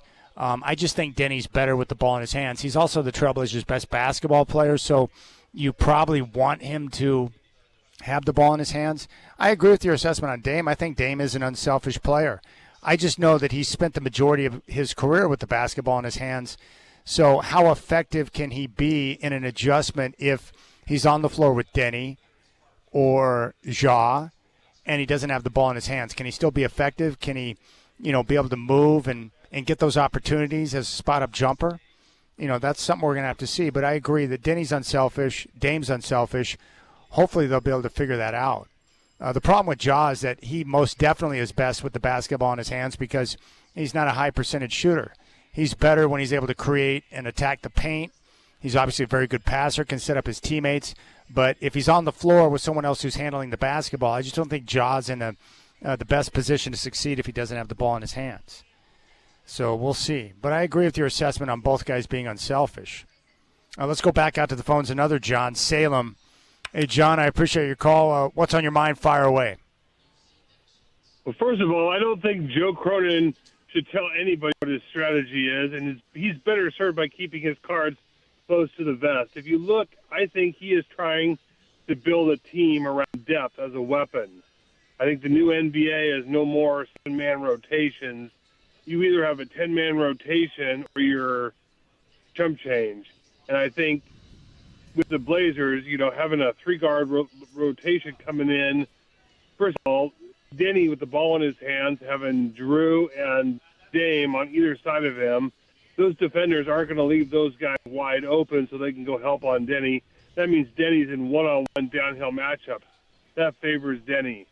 And I think Drew, Scoot, and Shaden coming off the bench with the instructions of, boys, get out and run as fast as you can, get the tempo going, plays to their advantage.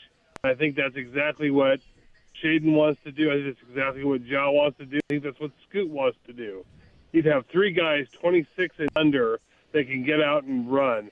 And they're just going to tucker out whoever the defenders are so that when Dame comes back in the game, he's going to have an easier time of things. Well, I appreciate it, John. Thank you so much. I'm sure excited to see Dame back out there on the floor because I know the work that he's put in to get himself back into, prime condition to be healthy and ready to roll. So I can't wait to see him in action to see what he's going to be able to do. Really excited about that. 503-248-0620 is your telephone number. 503-248-0620 is your telephone number. You can reach out. You can jump on board. I'll take your thoughts. Whatever's on your mind is fine by me. But we can definitely talk about this. I'm excited to see what's coming.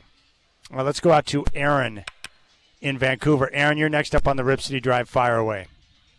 Hey, Aaron. Hey, Chad. Hey, I've been multitasking for you today. I just got done not too long ago listening to your little sidebar interview with Softy and Dick up in Seattle because I listen to them during the day. How cool are you with Ian Furness? I love Ian Furness. I love Ian Furness too. Like I remember him on the radio in Portland before he, went away and came back into Seattle. But that guy had me worried earlier today when he's talking about Portland not, probably moving and whatever. But I listened to your interview with Sophie and Dick, and you put me at ease there, brother. Like I'm ready for everything you just talked about, the county, the city, and the state being on board with revamping the Rose Garden. Well, I still call it the Rose Garden, the Moda Center. And I'm excited for what's going to happen with the Blazers moving forward. If we're going to make another deal, we ain't moving to Seattle. We aren't going to be the Portland Super Blazers or the Seattle Super Blazers, anything like that. Softy, I love Softy because here's the other truth is like I'm a Vancouver native. I was subject to Portland media. I grew up with Dreckler. I grew up with Porter, Buck, everybody, okay? Like I became a Blazer fan from the time I was in kindergarten. I'm 44 years old, but I'm also a Husky fan. So that's where I get Seattle roots right there, where I listen to them sometimes. But Softy's always trying to get a rise out of you. And I don't know if you're going to play that segment on your show, but you should because there's that love-hate between Portland and Seattle, brother. And I'm cut in the middle right here, but I'm just so excited for the Portland Trailblazers to stay in Portland, stay right here. Please, I don't want to be done with the NBA. I don't want to be jaded like all these Seattle fans. That's all I really have to say right now, man. And I really appreciate your time and really appreciate listening to you. And you sounded awesome on their radio, just to let you know, man. Oh, good. So I did a good job of representing Portland on the Softy show then? Oh, 100% you did, man. Like that was great. I mean, and the thing is, like, you even sound more professional than Softy, who's been at KGR for, 30 years or something like that? Yeah, brother. You take what he says in stride. You don't let him get your feathers ruffled. Because I know you're a Duck fan, but it sounds like you live in Vancouver as well, just like me. So. And which part of Vancouver do you live in? I live up in Salmon Creek. Where are you at? I'm right on the edge of 192nd and just south of Mill Plain. Oh, so dude, I was just out there. I was just out there. Oh, nice. I was just out there off 192nd a few days ago, man. It's amazing how much that area has grown. It's unbelievable. All right, appreciate that phone call, 503-248-0620. That's the problem with 192nd, Aaron, is that there's not good reception out there. 503-248-0620. Yeah, Softy. I love Softy, but that's what he was questioning me about was the Blazers and whether or not they're going to leave town. I just don't I don't think it's going to happen. I think they're going to get the deal done. And the people I've talked to who are close to the inner workings of the council, they think the deal is going to get done too. And then once the funding comes through, then you get the Motor Center renovations, and, Dundon will sign that lease, and we keep the team here for an extended period of time. I really have never been too concerned, even though the conversation in the media has really ramped up since Dundon arrived in town. But I think the Blazers are going to be here long term. 503-248-0620 is your telephone number. 503-248-0620. You can jump on board and share your thoughts. I'm excited about the 4th of July weekend. It still amazes me, growing up in Oklahoma out in the country, I still can't believe that my parents and my grandparents used to give us explosives and a book of matches and tell us to go out and have fun and not to get hurt. It's amazing how when I was a kid, I thought the 4th of July was the greatest thing in the history of the world because we got to blow up things. And then you get older and you're like, it makes too much noise, it scares my dog, and it's a waste of money. But that's going to be pretty sweet there at Hops Ballpark on, the 3rd, the 4th, and the 5th, where they're going to have the fireworks, a little all-American weekend. If you haven't been out to the Hops Ballpark, it is pretty special. They did a heck of a job. And it's going to be fun to be out there. And we'll have tickets to give away for the Hops on Friday's game on the 3rd.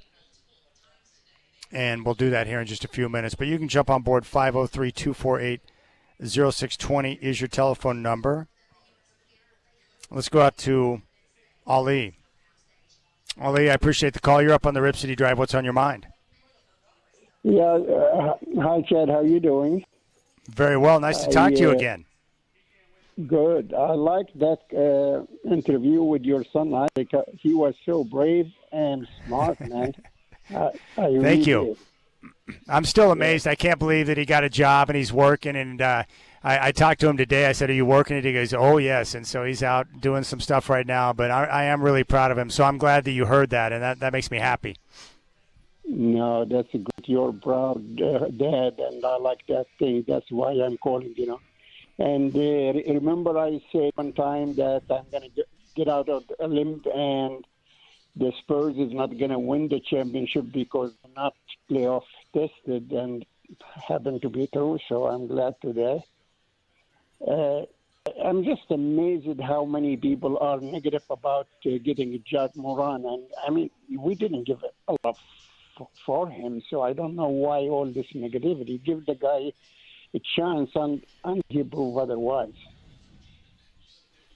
Yeah, I agree with you. I think, you get back John Morant. They gave up Jeremy Grant and unloaded that contract. They gave up, Chris Murray. So they didn't really lose much in the deal, but you're able to unload that contract and you get a guy back who's only 26 years old, Ali, and could have some, great potential if he's able to straighten things out off the court.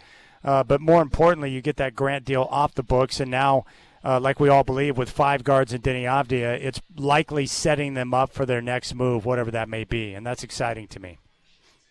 And in addition that, I am so, excited by getting Robert Williams back. I think that's a great signing. I'm so excited, and I think there is a lot to prove, and he's a good center to use for like a backup center.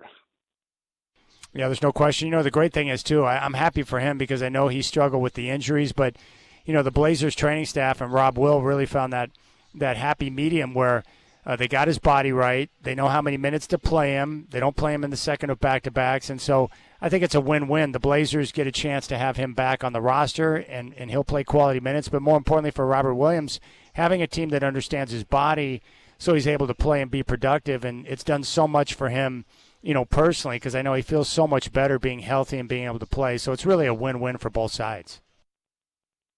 Then let's see what's going to happen after that. Hopefully there are more exciting things coming. No question. Well, Ali, hey, I appreciate the phone call, and thanks for the love for Isaac, my friend. Have a happy 4th of July weekend.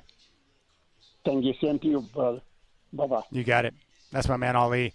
Yeah, it was pretty cool. Isaac he came in studio with me, came to work with me a couple of weeks ago, and I had a chance to put him on. He hadn't been on the show in a long time, but I was able to tell him on air how proud I was of him for coming up with an idea on his own to get a job and he's delivering Uber Eats, and he loves it. And he does it on his bike, which is absolutely insane, because he has his driver's license, but he does not want to drive solo until he has his own vehicle. And so he's saving up right now for his own vehicle. I think it's a Toyota 4Runner. He's got the year, the model, everything, measured out, so he knows what he wants to do. But he's grinding pretty hard. I mean, he works his ass off on the bike, cruising around Southwest Washington, delivering food and so forth. But I think for him, the best part about that job, especially for someone with autism, is, he can work. Some days he does a lot of work, like he'll do 6, 7, 8 deliveries or more. Some days he'll do a couple of deliveries. The best part about Isaac with this job, and the reason why I'm sad I didn't think about it first, is there's no way that Isaac, I don't think, it would be very difficult for him to sit in a room with the way his mind works and how easily distracted he is by, what he has to deal with, to sit at a desk and take direction and follow orders or follow a plan for 8 straight hours. Like, that's just not possible for Isaac. But with this job, it combines all the things that he loves: people, being able to travel around, and then if it's a day where he's struggling with certain things, he can do a couple of deliveries and then shut it down. Like, I think he's really found the right mix. I think he was a little torqued off the last couple of days because there's been some rain. But, yeah, he's grinding pretty hard. I'm very proud of him. And he eats like he's like a horse. He's expending so much energy riding around that, man, when he eats, I just watch him. I'm like, whoa.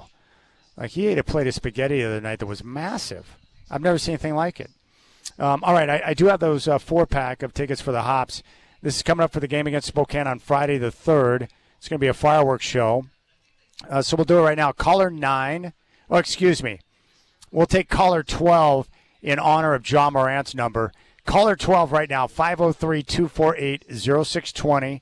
If you'd like a 4-pack of tickets for the Hops to sit in the Rip City Radio Row and check out the new ballpark and get some fireworks, spend some time with the family as you get a chance to celebrate our nation's independence. 503-248-0620 is your telephone number. Call now. Caller 12 gets a 4-pack of tickets for the Hops. Now is your time. Call now. 503-248-0620. This is a great song, by the way. The Boys of Summer with Don Henley. More of your phone calls when we come back on the Rip City Drive.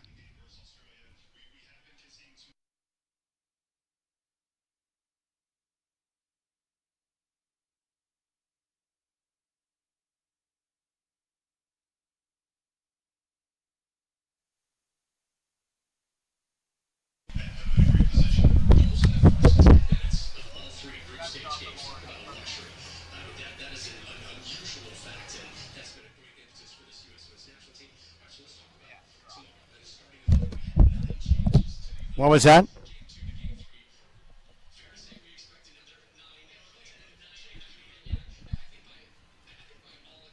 Okay, perfect.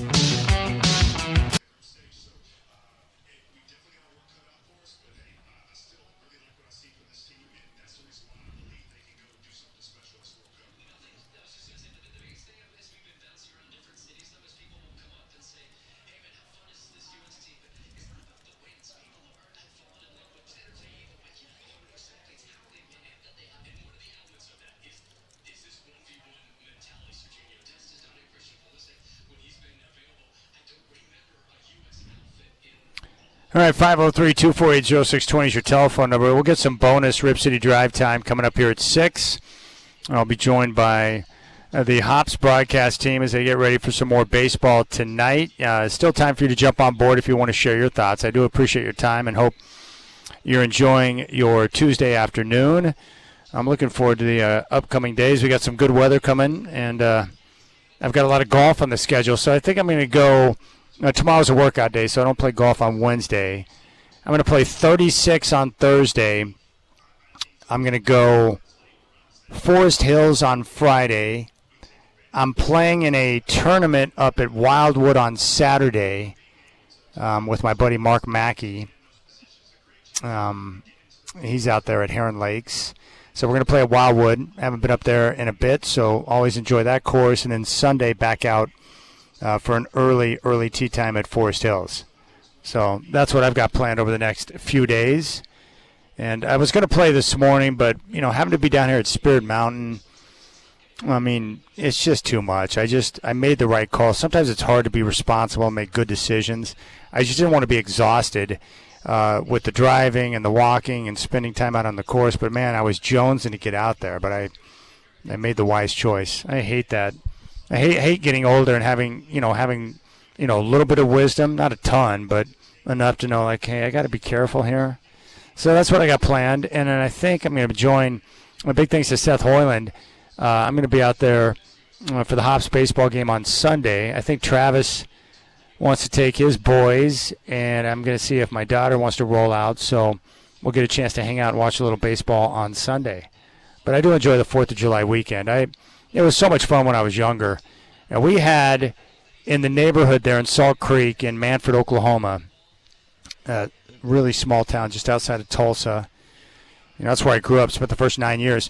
Back then, it's pretty much the same way now. Like, they sold everything, like M80s, bottle rockets, like all sorts of firecrackers. Like, it was amazing.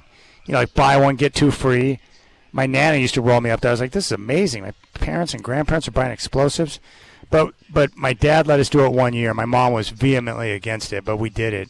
We had to dress up in like ski gear, protective gear. We had to wear goggles. But the neighborhood would play a game of capture the flag armed with fireworks. So you could try to make a move for the flag, but you'd have someone just pumping a Roman candle at you. Can you imagine like your parents allowing you to do that in today's world? And my dad was just crazy enough when he was younger where he was like, don't let's just keep this kind of quiet. Because my mom was like, the typical mom. Are you sure that's safe? Should they be doing that? Do you think that's a good idea? Those type of questions. But, dude, when you lived out in the country, man, it was anything went. And it was perfectly acceptable. Not so much out here. Now you get older, though, and you start to look at the 4th. Like, I still love celebrating the 4th of July, but fireworks, I hate it because they've already started. Like last night, off in the distance, you could hear the fireworks going. Puppy Shots is not down with the fireworks. It scares him. And so he's wanting to stay close to me all night because they spook him. And so I got him like this, I don't know what it is, like doggy marijuana, CBD oil or something, but I've given it to him like this dropper. I put it under his tongue the last couple of years on the 4th of July. And, usually the day before, the day of, and then the day after because people are still firing away with their fireworks.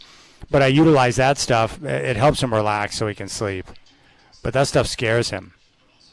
So I hate to see that. But, yeah, you get a little bit older and you're like, what a waste. It's a waste of money. It makes a bunch of noise. It upsets the dog.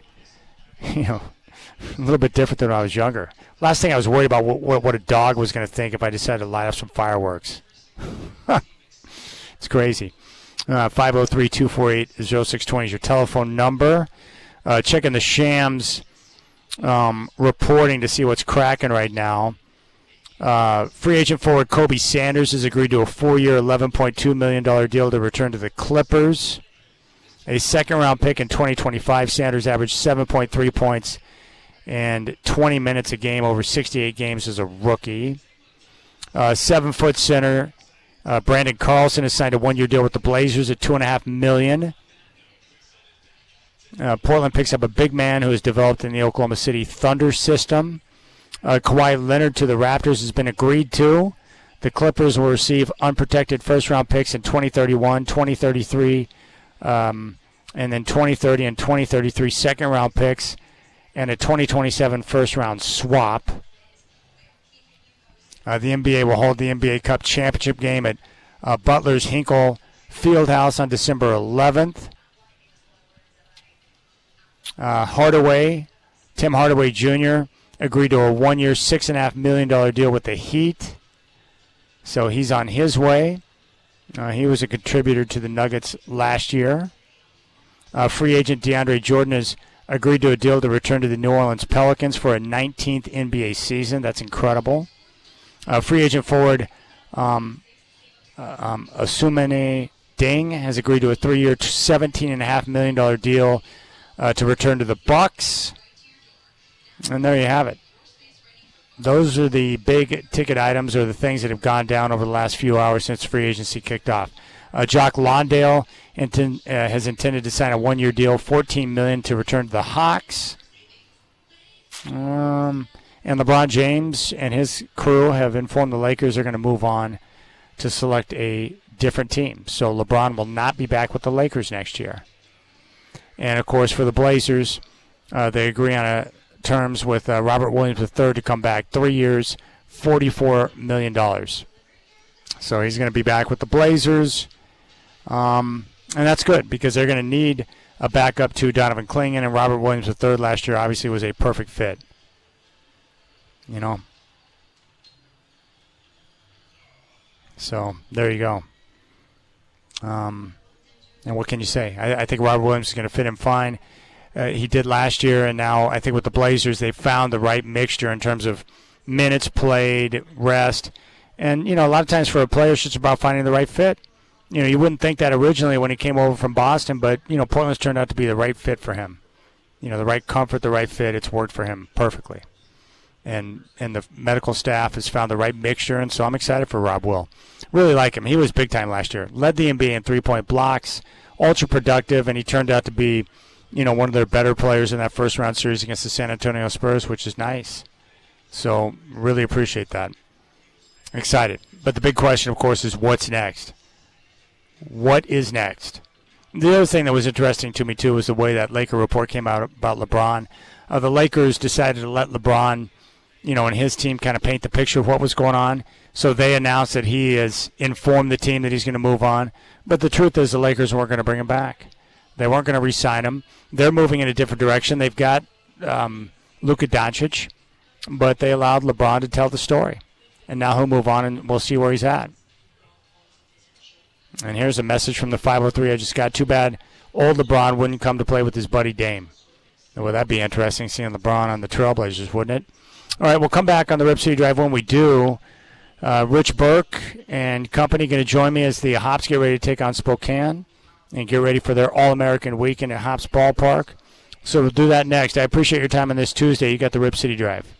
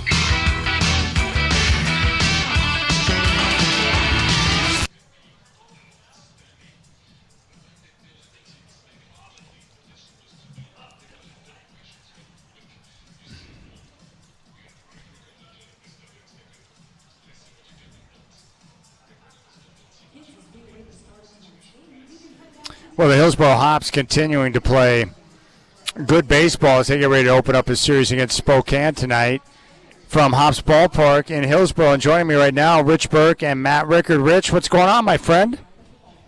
Happy to be out here at the ballpark. The sun is out. Weather should get even better as the week goes along. The Hops and the Colorado Rockies affiliate, the Spokane Indians, first of 6. We're just excited to be here. And for people who haven't been to this ballpark, word's getting out. It is amazing. I've talked with a scout friend of mine today, Craig Colbert, who was the manager of the Portland Beavers, 2004 to 2006. And he said this is, at minimum, a AAA ballpark. And he said the facilities for the players downstairs are flat out big league. It's amazing out here. And last week I was, or not this homestand, but the one before, I was walking by a fan out the outfield concourse, and they didn't know who I was. They were talking to somebody else, didn't even know I was there, and they said, "This is amazing. Like more people got to know about this. It's an incredible place to watch a game." Yeah, I can't wait. I'm going to be out there on Sunday, and I've been on Travis Demers, who was busy with the Trailblazer season, but he's going to come out and join me and get a chance to see the ballpark for the first time. And as you know, he loves baseball. Like, I just can't wait to see his eyes for the first time when he has a chance to see it, because everyone I've talked to, Rich, that goes out for the first time and then they walk away from it, like they literally are blown away. And you talked about the weather.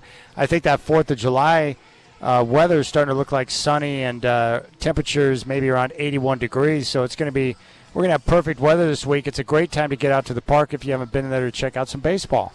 Yeah, it is. And, Matt, this ballpark holds a crowd a lot better than the other one did. That's why we're really looking forward to July 3rd and July 4th to see what this arena is like when it is near capacity. And my understanding is we will be near capacity both of those nights. Yeah, and fireworks shows both nights as well.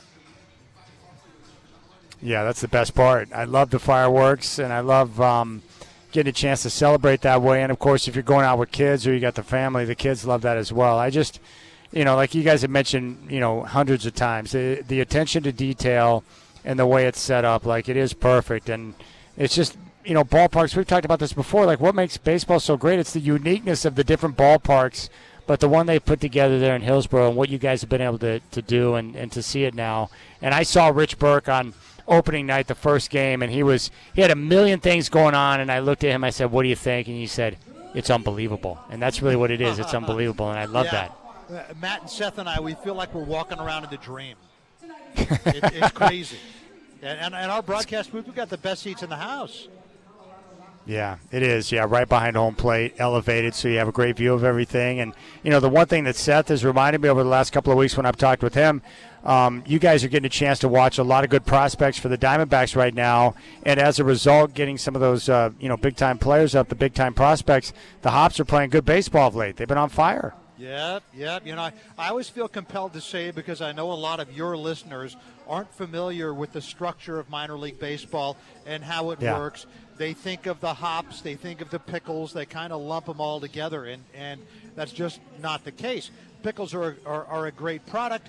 Their marketing team is excellent. They put on a great show out there, but the Hops are the only team that are affiliated with a Major League Baseball team, and the caliber of play here is just off the charts. We had Ryan Waldschmidt, who played 68 games for us last season, has been in the big leagues this year, 33 games with the Arizona Diamondbacks. So, 73 former Hops have gone on to play in the major leagues. It's just it's a great level to play. And one former Pickle? One former Pickle, right? Yeah. I'm trying to think. I just had that in my head the other day, who that was. I'll think of it here in a second. But got to give the Pickles their props, too. They got one to the big leagues. Yeah, they do. And I just, again, his name has escaped me. But Kyle Manzardo, that's who it was.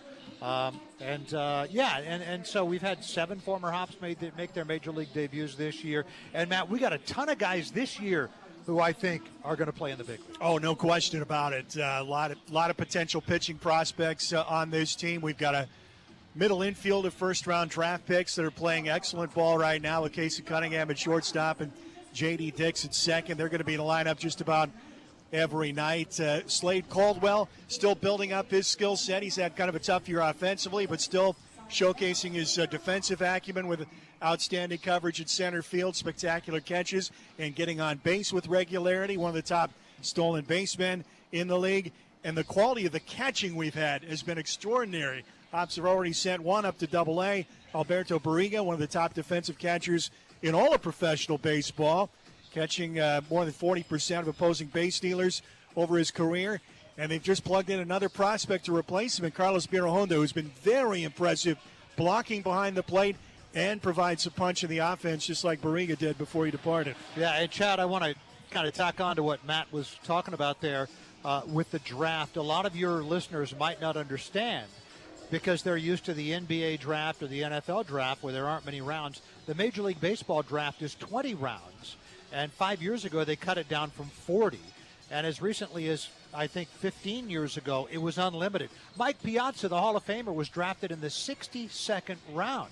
So that makes being a first-rounder all that much more impressive. And at the top of the Hops lineup tonight, they have the 29th pick in the draft 2 years ago, the 35th pick in the draft 2 years ago, and the 18th pick in the draft last year. Those are the top three guys in the Hops lineup. So, and also, the top six guys in the lineup tonight are only 20 years old. That's ridiculously young for this level. The average age here is 22 or 23. And with that youth comes a ton of talent. You're going to see a lot of these guys in the major leagues within the next couple of years. Yeah, that's pretty impressive. So aside from just, better prospects, better talent, of late that have been playing for the Hops, I think they've got, you guys have, 5 straight series victories. So what is that? What type of play have the better prospects brought that's lended itself to having better success on the field? Well, we talked about this early in the season. The Hops got off to a rough start to the year. They struggled in the bullpen, and particularly we knew we had depth in the starting rotation. But at the outset of the season in early April, these starters are only throwing a couple of innings. So teams that are not strong in the bullpen are at a disadvantage over those first few weeks, first month of the season. Now we're beginning to see these guys stretch out, pitch 5-6 innings, and we're seeing the results on the field. Also, with the addition of the newcomers that I already mentioned, guys like Dix, guys like Case and Cunningham, Jose Mejia has had a hot bat this month after a slow start with the Hops. He came up earlier in May. Now there's more punch in the offense to go with the stout starting pitching. You look across the Northwest League, the 6 teams, the Hops have 5 of the Diamondbacks' top 10 prospects. Half of their top 10 prospects are right now in Hillsboro, and more top 30s by far than any other team in this league. So right now the Hops off to a 6-3 start to the second half. They're in first place by a game. You'd have to consider them to be the front runners to win the second half title and get to the playoffs. That's terrific. We're talking with Rich Burke and Matt Rickard, who are getting ready for Hops baseball tonight, coming up in just a few minutes here on your home of the Hops, Rip City Radio 620 with Spokane in town. And, of course, coming up this weekend as we celebrate the 4th of July, it's an All-American weekend at Hops Ballpark, and we can expect some fireworks coming up on Friday, July 3rd, and on Saturday, July 4th with the good weather, and then Sunday, Military Appreciation Day, and kids get to run the bases with the first pitch on Sunday at 1:05. So now with the changes in the draft, are there still teams, Rich, that are able to find some blue chippers or some guys in those later rounds that turn out to be good players? Yes, absolutely. And it, as I said, prior to 5 years ago, the draft was 40 rounds, and prior to 10 years ago, it was 50 rounds. And then way back less than 2 decades ago, it was an unlimited draft. Teams could keep picking players as long as they wanted. So, yes, with it only being 20 rounds, you definitely have some undrafted players who can be good. And, one of those guys is a guy that just got promoted from Spokane to their AA affiliate back in Hartford, Connecticut, a guy named Jack O'Dowd. Dan O'Dowd was the general manager of the Colorado Rockies for 15 years, and it's been a while since he was the GM there. But they took a chance on his son as an undrafted free agent, and he has just he somehow flipped a switch. It's really uncommon for a player to do what he's done. Between college and summer league in 2021 to 2024, 220 games, Jack O'Dowd hit 16 home runs. now 141 pro games, including today his Double-A debut. He homered there. He's got 39 home runs. So we don't know why. And I wanted to talk to him about it, but doggone it, he got promoted today, and so I didn't get that chance. He was tearing up the league. I wanted to find out, what was the difference? How did you do this, what every player wants to do, suddenly develop a lot of pop? And who knows, maybe we'll see him in the big leagues. Got to give the Rockies some credit, too. You throw in Jacob Humphrey, who has been at or near the top of the league in batting all season long, also undrafted out of Vanderbilt University. That's a couple of really nice finds by their scouts and general manager. Yeah, and these guys probably would have been drafted if it were still 40 rounds. So they're, you think about when you think about scouting back before the draft, which came about in the 1960s, scouts beating the bushes and finding the likes of Mickey Mantle in a tiny Oklahoma town. And now these days, everybody knows everything about everybody. I mean, if there's anybody out there, all 30 teams know about him. It's just a matter of they might have different opinions on what that player's capable of. Yeah, that's interesting. You were talking about the new ballpark being a AAA type facility with all the different things and the amenities. What has to take place for a team that's a single A team to change classification and become a AAA team? What's involved in that? How do they determine that? It's different now. It used to be that a market that wanted AAA baseball could apply to what was at the time called the National Association of Professional Baseball Teams. Basically, the minor leagues ran themselves, and if Hillsborough wanted to be a AAA team, they could apply to them, and then if there was a team that was ready to move, didn't like their market, then they could move here. But it doesn't work that way anymore because Major League Baseball, since the pandemic, has been running things. And my understanding is that there's a 10-year agreement. It used to be that there were franchise shifts, not shifts in terms of city to city, but in terms of affiliation. Every couple of years you'd have 8 or 10 of the minor league teams or more would change affiliates. That hasn't happened since 2021. MLB said, these are your teams, these are your parent clubs for the next 10 years. And so I think the next time things could shuffle would be after the 2030 season. If I understand things correctly, if AAA baseball were to come to Hillsborough, the first possible year that could happen would be 2031. But who knows? Maybe they change the rules. Maybe Major League Baseball expands. Well, we did have some change of affiliates in the Cal League from last year to this, so there are exceptions out there. Yes, there are exceptions. Yep, there was a franchise was approved to have shifted, and so Ontario was a new team in the league. There's no longer a team in Modesto, and so I think they used that as an opportunity to change some of parent clubs. All right, Rich Burke and Matt Rickert. Hey, guys, I appreciate the conversation.